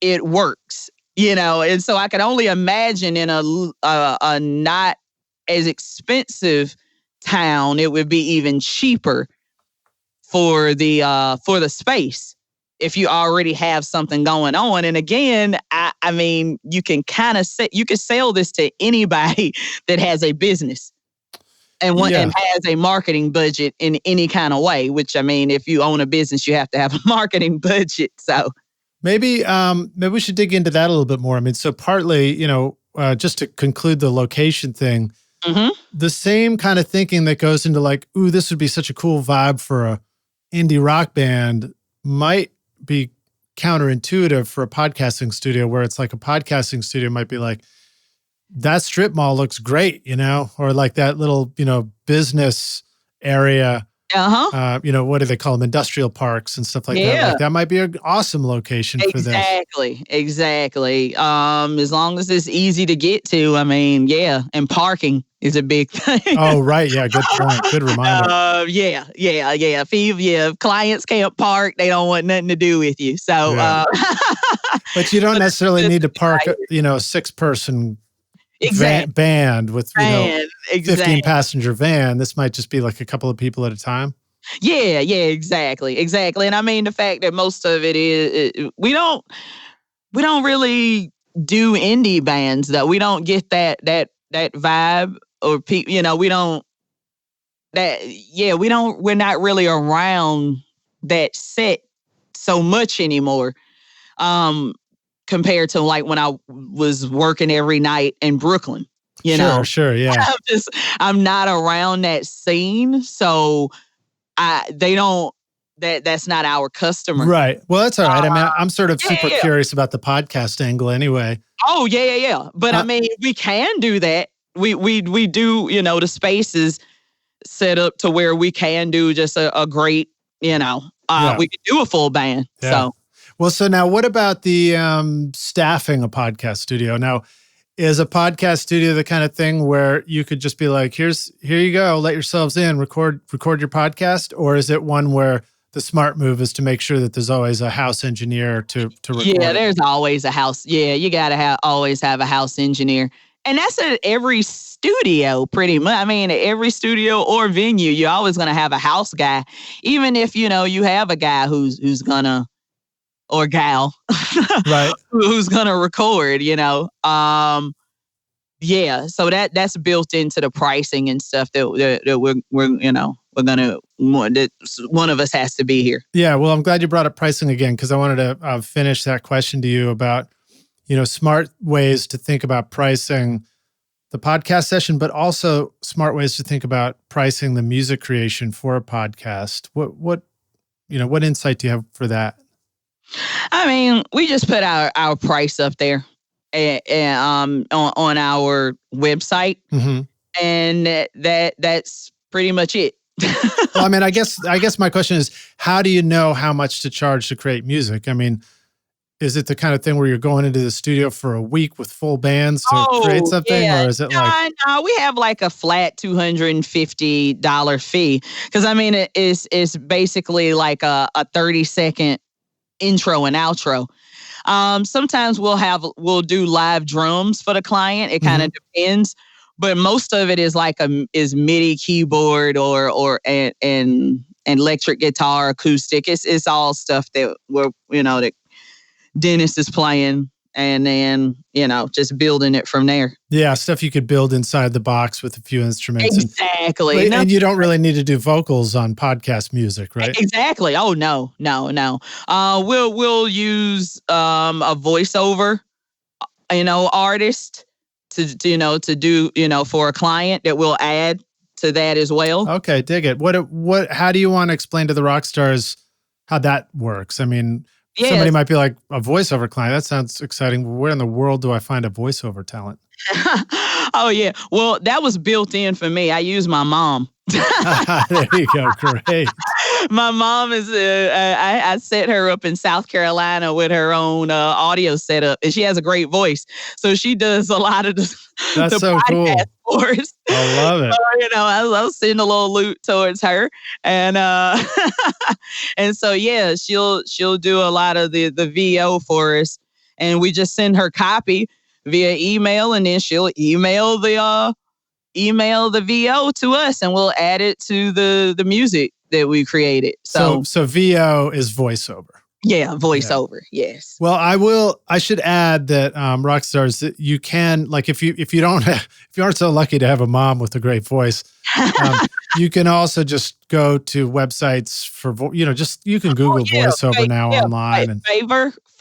Yeah, Fiverr. Yeah. Great for that. Yeah. So pretty cool. I ended up deciding to use my own voice just because I wanted to, but I know a lot of podcasters will use they'll have a big, huge voice and welcome to Recording Studio Rockstars. I know. Before the show. And it works, Yeah. I mean, it's whatever vibe you want. That's the fantastic thing about podcasting. You can bring what you like to the table. Yeah. Nice. During the height of record making, Tom Dowd, Muscle Shoals, Stax Studios, Ardent Studios, and the New York City record plant all turned to one company to build their consoles. That company is now Spectra 1964, carried on today through Bill Cheney and Jim Romney. The extremely stable, high-speed circuit design of the 101 amplifier provides unequaled headroom, low noise, and linear output irrespective of transient audio peaks, giving you cleaner, punchier, dynamic recordings. Spectra 1964 brings you the sound of ZZ Top, Aerosmith, Bruce Springsteen, King Crimson, John Lennon, and so many more. Created by the missile engineers who were central in rolling out the systems that protected the free world for over half a century, Spectra 1964 literally brings rocket science to your studio. With the STX 600 mic pre with built-in comp limiter, full-frequency passive BBDI, and C610 dedicated comp limiter, start making records that last a lifetime at Spectra1964.com. Okay, let's see. What's my next question? Publishing a podcast. So let's say we've recorded this podcast, we've mixed it, we now have an audio file. What should that audio file be? What kind of file? Is this like a WAV, an MP3, an MP4? And then where do we put this on the internet so that we now have a podcast that works? It's usually MP3 we use Podbean pretty exclusively. Okay. It's been like the easiest and just for us to use for distribution. And Podbean is a distribution for podcasts, so it gives you your what you call an RSS feed. The RSS feed is what gets your podcast on every platform, which is like Spotify, iHeartRadio, iTunes, all that good stuff, Google Podcasts. It has to go through distribution. So we use for our clients, and some of our clients don't use us for that. So we're pretty a la carte on that's a certain fee for us to post your podcast. All right, so Podbean is a paid online service that will deliver your podcast to everywhere for you and to all the different usual things like the podcast app on iPhone and iHeartRadio and all the other ones. Yep. And then when you say, for you guys to do that, so you could also be kind of like being a record label. You could be the podcast host company and they can post it through your service if they want to. Yeah, that's a service that we offer. Some people are very hands-on, and then some people are I'm hands-off, and they just want to pay to make it happen. Nice. Yeah. All right, well, let's talk a little bit about the client aspect of it. What sort of businesses do you consider the kinds of businesses that would benefit from a podcast, might actually have a budget for it? Like, what sort of message would they send about themselves to, and how does that help the business? It's every business should have a podcast. All right, I like it. I mean, Simple plumber, answer. Electrician, pool cleaners. I think there's a guy on YouTube that's like that. Is just this guy creates ponds for people's backyards, and he has like 200,000 followers. Wow! But I mean, he's known for ponds. And that's what he does all of his content on. And he's the official guy on that. And so I'm saying with podcasting, it makes you the official person on what you're dealing with, on your mastery. If you feel like you're a master at your job and that people could gain something from your knowledge. And gain knowledge, and you can gain a client because they consider you the aficionado of that particular thing that you do. So and that's so does that have it. Is there any differentiation between like, so if you've got a pond expert and they work in a local region or something, they work in New Jersey near where you are, yet the podcast can be listened to by anybody in the world. Is that a conflict, or is that not a conflict, and it all comes together somehow? Not a conflict, because he goes all over the country doing ponds. Okay, cool. So once you make you're known as that authority, you will travel, because those people will also pay the premium to have you travel. Yeah. And then how about restaurants? I mean, like, if you had a podcasting studio, could you reach out to local restaurants and get them to tell their story somehow? Oh, yeah. Yeah. I mean, we're working on that with a couple of local restaurants in Fort Lee, and the surrounding areas. But I mean, yeah, of course. I mean, the stories of your chef. What's the chef's backstory? What's your wine guy, your concierge's story? Like, people want to hear that, and then that makes them want to spend money at your establishment. Well, and then you think about people who don't live in the area, and then you remember it's like, oh, you know what? This could actually attract tourists. So exactly. Like, I want to go to this restaurant. I want to travel to Nashville and go to Lidge's buffet, or I don't know what mine is. Yeah, exactly. I mean, I've been pulled over to the side all over the world, saying, "Oh, I heard your podcast." I mean, in Japan, somebody was like, "I heard your podcast." A Japanese person, like, get yourself out there. That's pretty wild. Yeah, that's pretty wild. I mean, I have listens all over the world: Austria, Japan, Australia. I mean, it gets out there. And then with me traveling and people want to know more after I left and we become friends, they end up listening to the podcast and stuff like that. So, I mean, it keeps the conversations going with people, and they realize that you are an authority on what you do. Now, you talked about Joy already being in that world and sort of connected with people.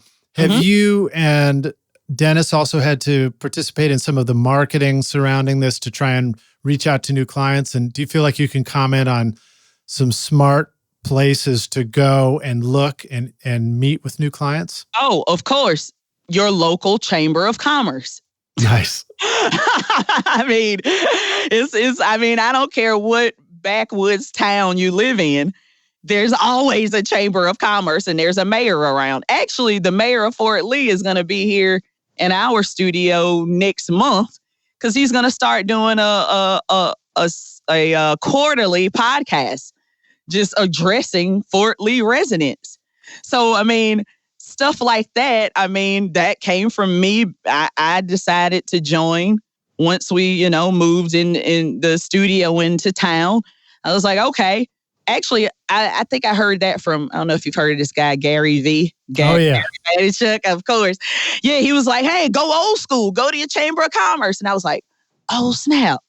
Let me do that. I like that. And I've gotten so many great leads from local people, exactly who I needed to talk to. And the clients that are entrepreneurs and want to get their stuff out there. So keeping it real, even saying oh snap is pretty old school, isn't it? Oh yeah, oh snap. I didn't want to curse, but you can, but we don't have to. Yeah. So I mean, it was just like, constantly, I'm always listening to people like that, the gurus of marketing. Like, when I can get little gems like that gem has turned into thousands of dollars. That's great. Now, when you find a client, have you also done or been asked to go do a remote recording for the podcast? And do you have any thoughts on that? For example, is it common for a client to say, or a business to say, well, can you just come to our our business and we'll do it here? And then does that turn out to be a good idea or a bad idea? Or, is it just so much easier to do it in your studio that you end up convincing them to just come there? Oh, well, see, it's a fantastic idea because 23dB is a remote recording business. So, I mean, we're used to that. All right, well, great. So what are some tools for doing remote recording the right way? Yeah, I mean, basically the setup that I'm using right now, we'll take that out. A Focusrite, Scarlett, maybe a 2 or the 8, like the 8 Pre. We have one that also travels in a case. Mm-hmm. And we can, do as many people as they need. But usually it's like a 2-person thing. So we'll use our laptop and with the USB-C, I don't need any power to it. So there's, less chance of some kind of audio interference. Mm-hmm. And it's usually an hour. So, I mean, we could record a podcast without being attached to the wall. So mobile recording, I mean, that we do it actually a lot. We do mobile recordings for a client that she works and lives in the city. So she pays us a premium and we go out there and we do mobile recordings for her. And we do everything for her for this particular client. We go to her and we post the podcast and we do her social media. And so we have the capability of doing that. And the cool thing is that we are from the get-go, we were doing that. When Joy when we started the podcast with her, we were interviewing like execs and stuff, but we were doing it at like WeWork in the city. Right. And it was like, man, what if we just got our own place? That was when we started the idea of just like, oh, we can just do a studio with this. And Joy lives in New Jersey and we lived in New Jersey. It was like, yeah, why don't we just do it in Jersey? And then I did some research and realized there was no such thing as a podcast studio in Jersey. Really. It was like in like northern New Jersey where we were at. And it's like, oh, so you would have to go to either the city or Brooklyn to go to something that is called a podcast studio. Right. So we were like, oh, this is a ripe place to be at right now. So it was just like a right timing and we just saw what was happening. And, once you got that going, how long do you feel like it took till you started feeling like, wow, we're just booked solid? We're not booked solid, but we're doing so much stuff between like video mm-hmm. and the podcasting. And this year, my goal is to get it booked solid. Like nice. I want to get it to where we probably even have to hire another engineer to just take care of this. And then like doing more video and more content. That's been a great source of income as well, is doing not just the podcast recordings, but doing video for clients as well. So, and that's one of the links I sent you. We did a video for like a hairstylist, and her amazing story from Jamaica to now you've seen her work on Vogue, just like capturing stories, whether it's podcast or video wise, and growing it, all the way around. That's great. I always like hearing the stories on that level. Oh, yeah. And, doing this kind of audio and video production around working with clients that are local, that like just have real businesses and real needs. I mean, mm-hmm. I think that's really intriguing. It feels very, it feels like the connection between point A and point B of like, having something that you think would be cool to do and then the benefit that's derived from a local business and how it all adds up is pretty intriguing, I think. Oh, yeah, it totally is. It's you got to have content about what you're doing. Now, what are some of the most common questions you get from new podcast clients? What is this? How do you do it? Just that basically. And then we walk them through. We have a service that we call like podcast consultation and setup, where we walk you through everything. We ask you the questions. What is it about? What do you want this to be about? Do you want to have guests? Do you want it to be solo? Do you want to go on location? We also offer rentals to people that want to, do on location stuff but can't afford us to come with them. But we'll rent them the gear to do it on their own, and we'll give them a video of how to set it up and how it works, and they'll go from there. And then they'll send us, they'll come back with the SD card, or they'll send it to us, and we'll edit it here. That's great. That's so smart. I love that idea of teaching and training the people you're going to work with through a video like that. Oh yeah, and they appreciate it too. They enjoy most of it. Yeah, they enjoy learning something new. What about educating your client as to, how they can grow their podcast, get it in front of their audience? How important is that when you're dealing with these businesses? Is it different than somebody who's like, I'm going to start a podcast and I want to reach everybody everywhere? Is it a little different, the strategy for a local business that wants to start a podcast and reach their potential customers? It's usually they are, they're usually selling something anyway. I'm trying to think.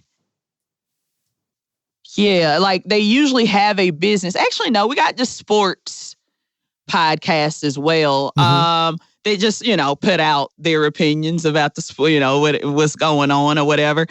With businesses, they usually already have social media set up. And they're like, they already have a platform to just start giving to the followers that they already have. And this is just like something to help.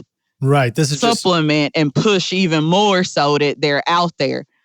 Helping them create the content that they already know what to do. Exactly. Yeah. We're just kind of like glossing up what your business is about, and like what normal people who have no idea about your business may want to know.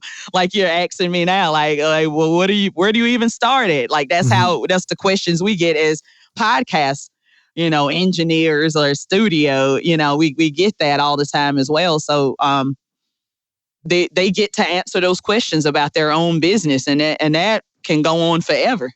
Now, does that mean that you guys need to be prepared for doing like a Facebook Live broadcast or, one of these kind of live streaming things from your studio? Is that what some of these businesses want to be able to create for video? We've made it so that they could if they ask for it.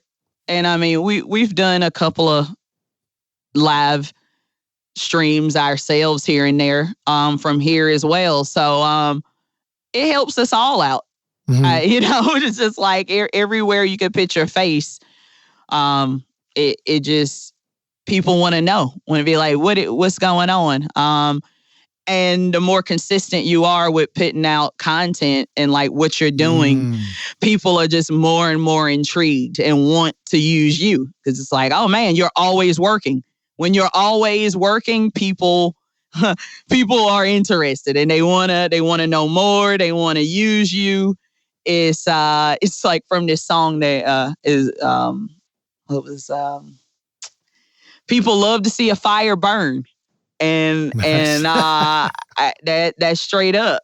That's such a great thing. But that's what podcasting is.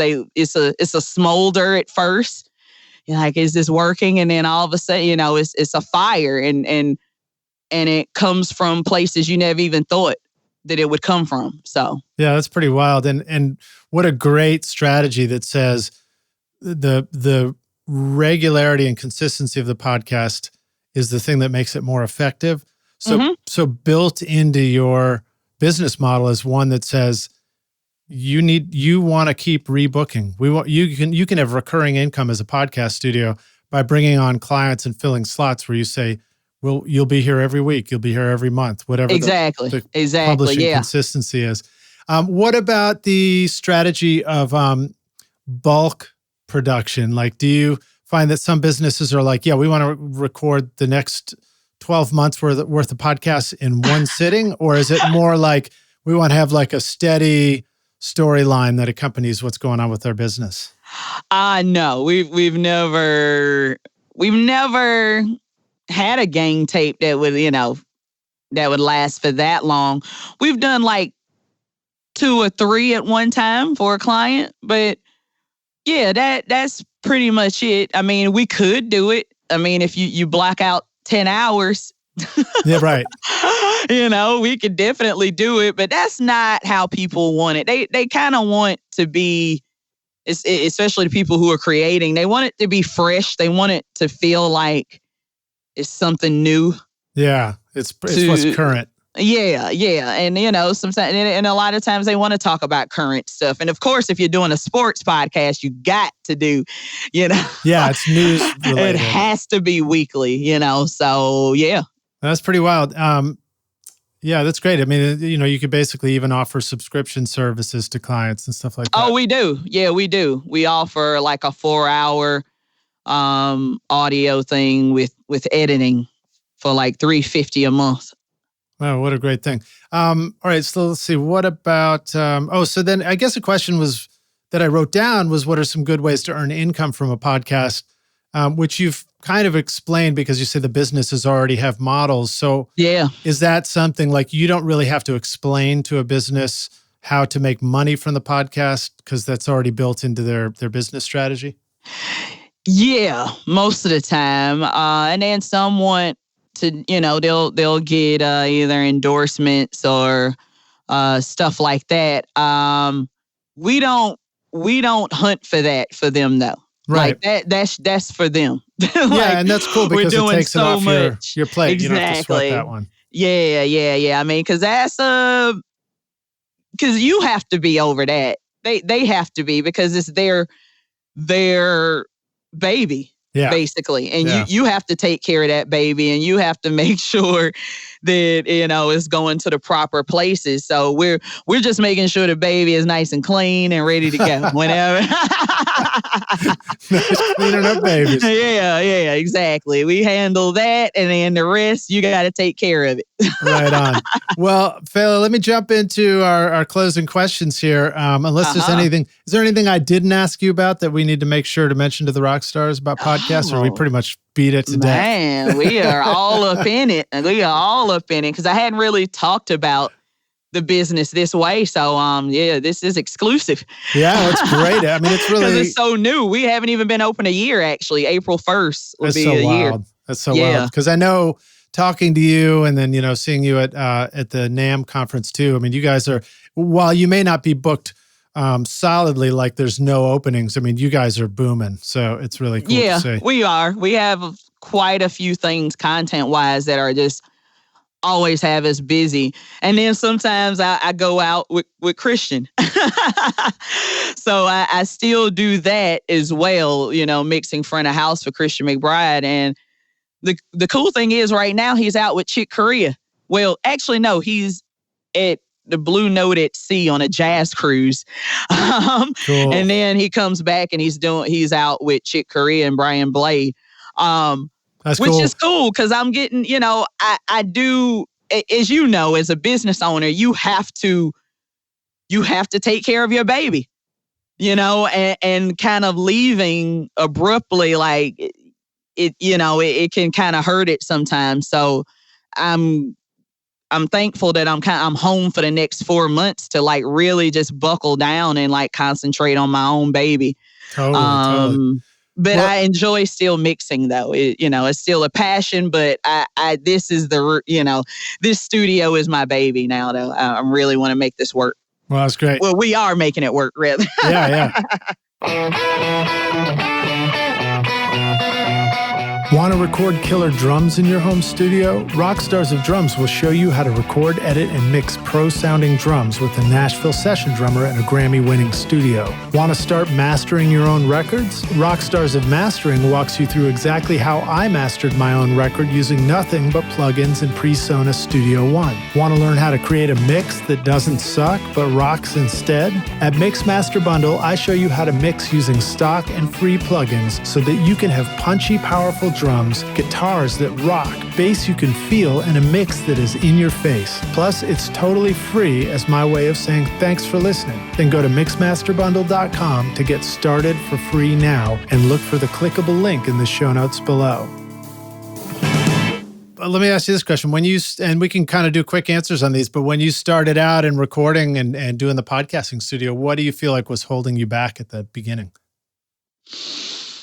Oh, holding I mean, every day was just a learning thing. So I didn't ever feel held back on this, actually.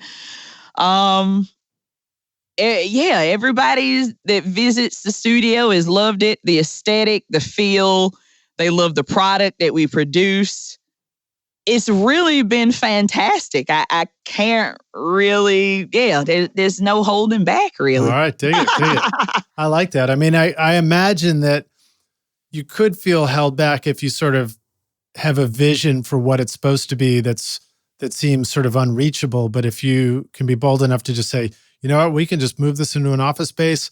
We'll put up cool curtains and some foam in front of that window, and that's not going to be a problem. You know, we'll use an iPhone when we need to and a laptop, and you just get going. Exactly. And then it builds up. Exactly. It grows from there. Start where you're at. And no matter what business you go into, I started where I was at with that Zoom recorder, and Christian McBride found me, and we started off with this laptop, and we started this studio, and now we've grown into an even bigger space this month. That's great. All right. Some of the best advice you remember receiving about recording or, starting your business. Oh, best advice. I imagine Joy probably had some good advice for you too, right? Oh, yeah. I mean, I that's what I do. I surround myself with people who are great at what they do. I also like to read and research success. What did successful people do? And it doesn't even matter if you were an audio engineer or not. The stories of success, there's always a pearl of knowledge in that has helped me in all the businesses, in the two businesses that we started. I continue to educate myself and learn what's coming up next. And it's so many great sources. Like I said, Gary V is always giving out his marketing advice, Adam Carolla. Anything recent that you're reading or been watching and learning from? Oh, my ultimate book that really got me on, okay, I need to start a business and get my stuff together was Think and Grow Rich by Napoleon Hill. Yeah. That to me is my success Bible. Like it lays it out, what you need to do, how to do it, and it's no bullshit. And it was written in 1939 and is still true today. At one point I discovered that in the 1950s, he did a black and white television series about the book himself. Oh, really? And it's on YouTube still. I watched it. I was like, this is awesome. And I gotta find it. So funny because his character just like reminds me of like, I don't know, I picture like the Tyson chicken guy talking to the camera or something. Like he's just this sort of totally 1950s character, but it's just such great content, Oh, yeah. And I mean, and even in 1939, he was like, it doesn't matter what gender, what color. I mean, he was talking about that in 39, a white guy from West Virginia. Yeah, exactly. Like, and about the principles of success. And it doesn't matter where you start. You write it down what you want. And we are big proponents of writing things down. That was the game changer. Is like, okay, we want a studio. What monitors do you want? You need to be very specific in everything that you want. Mm-hmm. It doesn't even matter if you don't know how it's going to happen. Put down your biggest dreams ever. And I've seen it happen. I mean, so yeah, that the whole being on the Hall of Fame for Full Sail, like I wrote that on my vision board. Yeah, well, tell us about that. We didn't get into that. Tell us about what was this Hall of Fame award? Oh yeah, it's pretty amazing because over the 40 years that Full Sail has been around, they've graduated about 70,000 students. And over the past 10 years, they started the Hall of Fame, and they induct 6 people a year into this Hall of Fame. And this is the 11th year, and I was chosen. And so wow, it was pretty dope considering, like, what I do is, and all of the amazing alumni who went there, to be honored by that school is pretty amazing, and it really is an honor. But it was something that I had in my head. I was like, oh, this is a pretty cool thing to be a part of. And I put it on my vision board. I thought this would happen maybe 10, 15 years from now. And it happened 2 years later. That's wild. Tell us about the vision board. It's always good to be reminded of that technique. Yeah. Yeah, the vision board, I got that from Napoleon Hill as well. Just writing things down, and then it kind of came back up with the Secret book. But basically, The Secret is basically Think and Grow Rich. It's the same book, a little less majestic. But Think and Grow Rich is just like straight up like, all right, what's your goal? And it's, you have to have faith in it, and you have to put in the work to get to it as well. And faith is a big thing. To me, faith isn't like a religious thing. It's like my faith is in the work that I do towards the goal. Yeah. Like that, like I have faith that this hard work that I'm putting into whatever I'm doing now is definitely going to pay off. I have no doubt in my mind that it's not going to happen. When I know I put in the work to make it happen. So as soon as you can get your brain into that mode instead of I don't know mode, like, okay, it doesn't even matter how it's going to happen. I didn't know that Christian was going to find me on LinkedIn, but I knew I wanted to go out on tour with a major artist. And it kind of put me in a position where I mixed real instruments, which in the back of my head, I always had that I it's cool to do electro and all that kind of stuff and R&B, but the fact that I ended up in jazz with one of the top people that do it, it's just that was on my vision board of what I wanted. That's great. And how I was going to get to it, it doesn't matter. But I put in the work. I did those Zoom recordings that nobody else wanted to do. And I put it out there doing the work, and it finds you. So I have complete faith in work. Now, is the vision board like an actual physical board that you made and put up on the wall kind of thing? Oh yeah. It's there's one on the wall at Dennis's house. That was our first headquarters, basically. But we have all of our biggest dreams, pay private jets, EGOT. I mean, hey, it's whatever your brain can take it. So there's no rules about the vision board. Like you could write something on, you could stick something on there, whatever. You draw something. Absolutely no rules. Right, no rules. I don't have a vision board. I need one. I've been writing things on the walls, and I used to get in trouble for it, but now they're my walls. So. Exactly. Hey, use them. And you'll be amazed by what comes out of it from writing things down. You're like, wow, I forgot that I even wrote some of the shit down. And you're like, oh. I love it. Now we're getting real. Now we're getting real. The language comes out at the very end of the podcast. Love it. All right. Exactly. So let me, we got to close out here, but let me see if I can hit you up with this one. So we'll go to the business question for our closing questions too. Do you have like a resource or a tip, maybe an online tool or something like that you want to share with the rock stars about, if they want to be doing music and podcasting for more than just a hobby and they want to, really make their business happen? What other tip do you want to share for that? Or maybe like a tool to use or something? My tip is to start where you're at. Even if you're dirt poor, broke, you got a cell phone. You can record with that. You start where you're at and watch it grow. That's great. I like that a lot. I think that was one that was hard for me to remember in the beginning. Yeah. But in hindsight, I'm like, I try and encourage young people, interns and stuff. It's like, look around you. Who are your friends now? Who are the people you're doing things with now?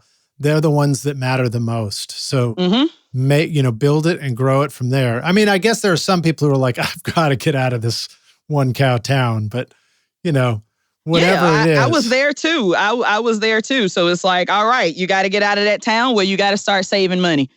You got to fold some airbags, do some bullshit gigs that you don't want to do. It may not get you, it won't be in music now, but have faith in your work. That's just having faith in the work that you're doing. Plus, if I ever am so unlucky to have a fender bender and I get punched in the face with the airbag, but it rescues my life, I'll be able to stop for a minute and go, thank you, Fela. Thank you for folding that airbag for me. Exactly. Hopefully you don't have a 2005 Honda Civic. If you still have a Honda Civic from 2005. No. I finally moved up to a more recent car this year. Oh, fantastic. Right on. All right. Well, let me go to the closing question. This one is hypothetical. We're going to take the Wayback Studio machine. And Fela, you're going to go back in time, find yourself practicing your trombone or thinking about, reading Mix magazine and dreaming. You say, listen, young lady, I've come back to, well, you probably wouldn't say it in a deep male voice. Listen, young lady, I've come back to give you this one bit of advice. Here's the single most important thing you need to know to become a rock star of the studio yourself one day. What advice would you go back and give yourself if you could? I tell you, you're right. You're right. I like that. Everybody was telling me no then. Like, except for my parents. I give them a shout out to my parents. They were always like, hey, whatever you want to do, you can do it. But yeah, there was no teachers really. There were no guidance counselors that were supportive of this. So except for the one who told you could be an audio engineer. But that was in a book. That wasn't like that wasn't even another person. Yeah, it was. Nice. Yeah, but believe in yourself and continue on believing in yourself. Like like you said, I wasn't sure. I mean, at 15, you're never sure of any. But continue on. You're right. You're right. I like that because believing in yourself is key to doing it. Oh God, it's key. Confidence. People can sniff it out. Now, I'm going to ask you one more question. I'm going to throw this one in because you mentioned something about starting where you're at and what did you say? I guess it was Think and Grow Rich. And it's like, I never losing sight of that goal. But I imagine sometimes, I mean, I know for myself and for other people, sometimes we do. And if you sometimes fall off track with that faith, you were talking about, have you found some good ways to put yourself back on track? Oh, yeah. I listen to podcasts and I listen to successful people's biographies. I've read everybody from Andrew Carnegie, who funny enough, he's the one who bankrolled Think and Grow Rich. He paid Napoleon Hill for 20 years. And he was the same way. I'm reading his book, which was written in 1908 or something. And he was even saying in his book, doesn't matter about color or gender. He was like, the only thing about gender, he was like, women, you'll have to have your kids later on in life. But he had no qualms about a woman or Black people or any other races or anything, because he came from Scotland, dirt poor, no money. He believed in the American dream. And the richest man in the world at the time. I also read Supermensch, like all these things about people that he's like the master of managers. He was the manager for Alice Cooper. Earth, Wind, and Fire at one time. Luther Vandross, like this dude, and his stories, and just all of the Sammy Hagar's book. I read anybody that just came from nothing. I love it. And that will always inspire you. Don't, listen to those type of stories when you feel down. pull up an audiobook or pull up YouTube and listen to some Napoleon Hill. And then I feel like I can run through a wall after that. There you go. That's awesome.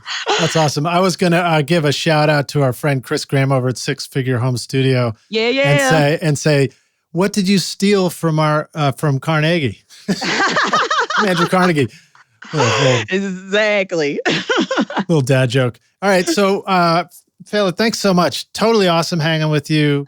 Great insights. You got me inspired. I'm ready to go start a podcast studio right now. And hopefully you are too, rock stars. Yes. Let the rock stars know where they can go find out more about you online if they want to follow you and keep up, or if they just need to come record their next podcast with you and they're right there. What did they do? Yeah, of course. You can go to One of One, that's ONE, of ONE Productions.com. And you can book studio time through the website. And you can also go to 23, that's actually a 2 and a 3, 23dbproductions.com. That's our other website with a bunch of like live recordings we've done and stuff. And then for me personally, you can find me on Facebook, mostly on IG. I'm under 23db or One of One if you want to like DM me or something. And nice.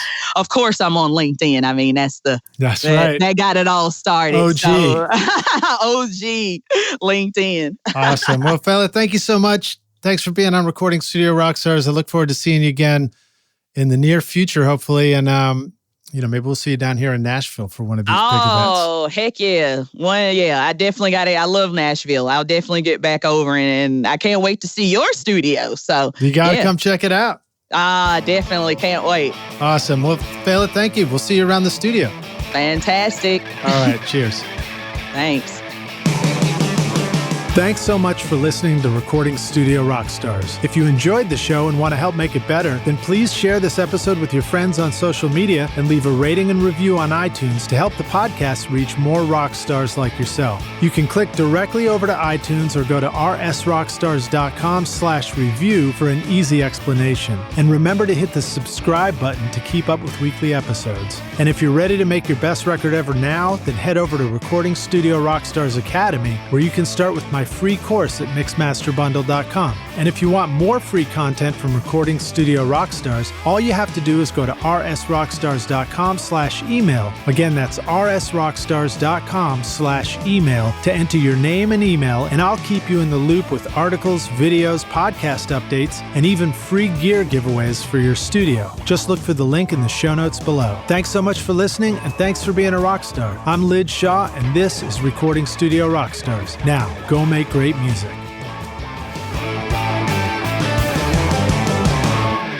Recording Studio Rockstars would like to give a big thank you to our amazing sponsors who helped make this episode possible. OWC, Whisper Room, Spectra 1964, PreSonus Studio One, JZ Microphones, United Plugins bringing you Hyperspace, Royal Compressor, Fire Cobra, and Front DAW, and Audio Movers, helping stream high-quality audio directly from your studio. You will find links to all these wonderful sponsors in our show notes. These are all things I highly recommend for your studio. They're going to help you make your best record ever. So thanks so much for listening, and we'll see you guys in the next episode.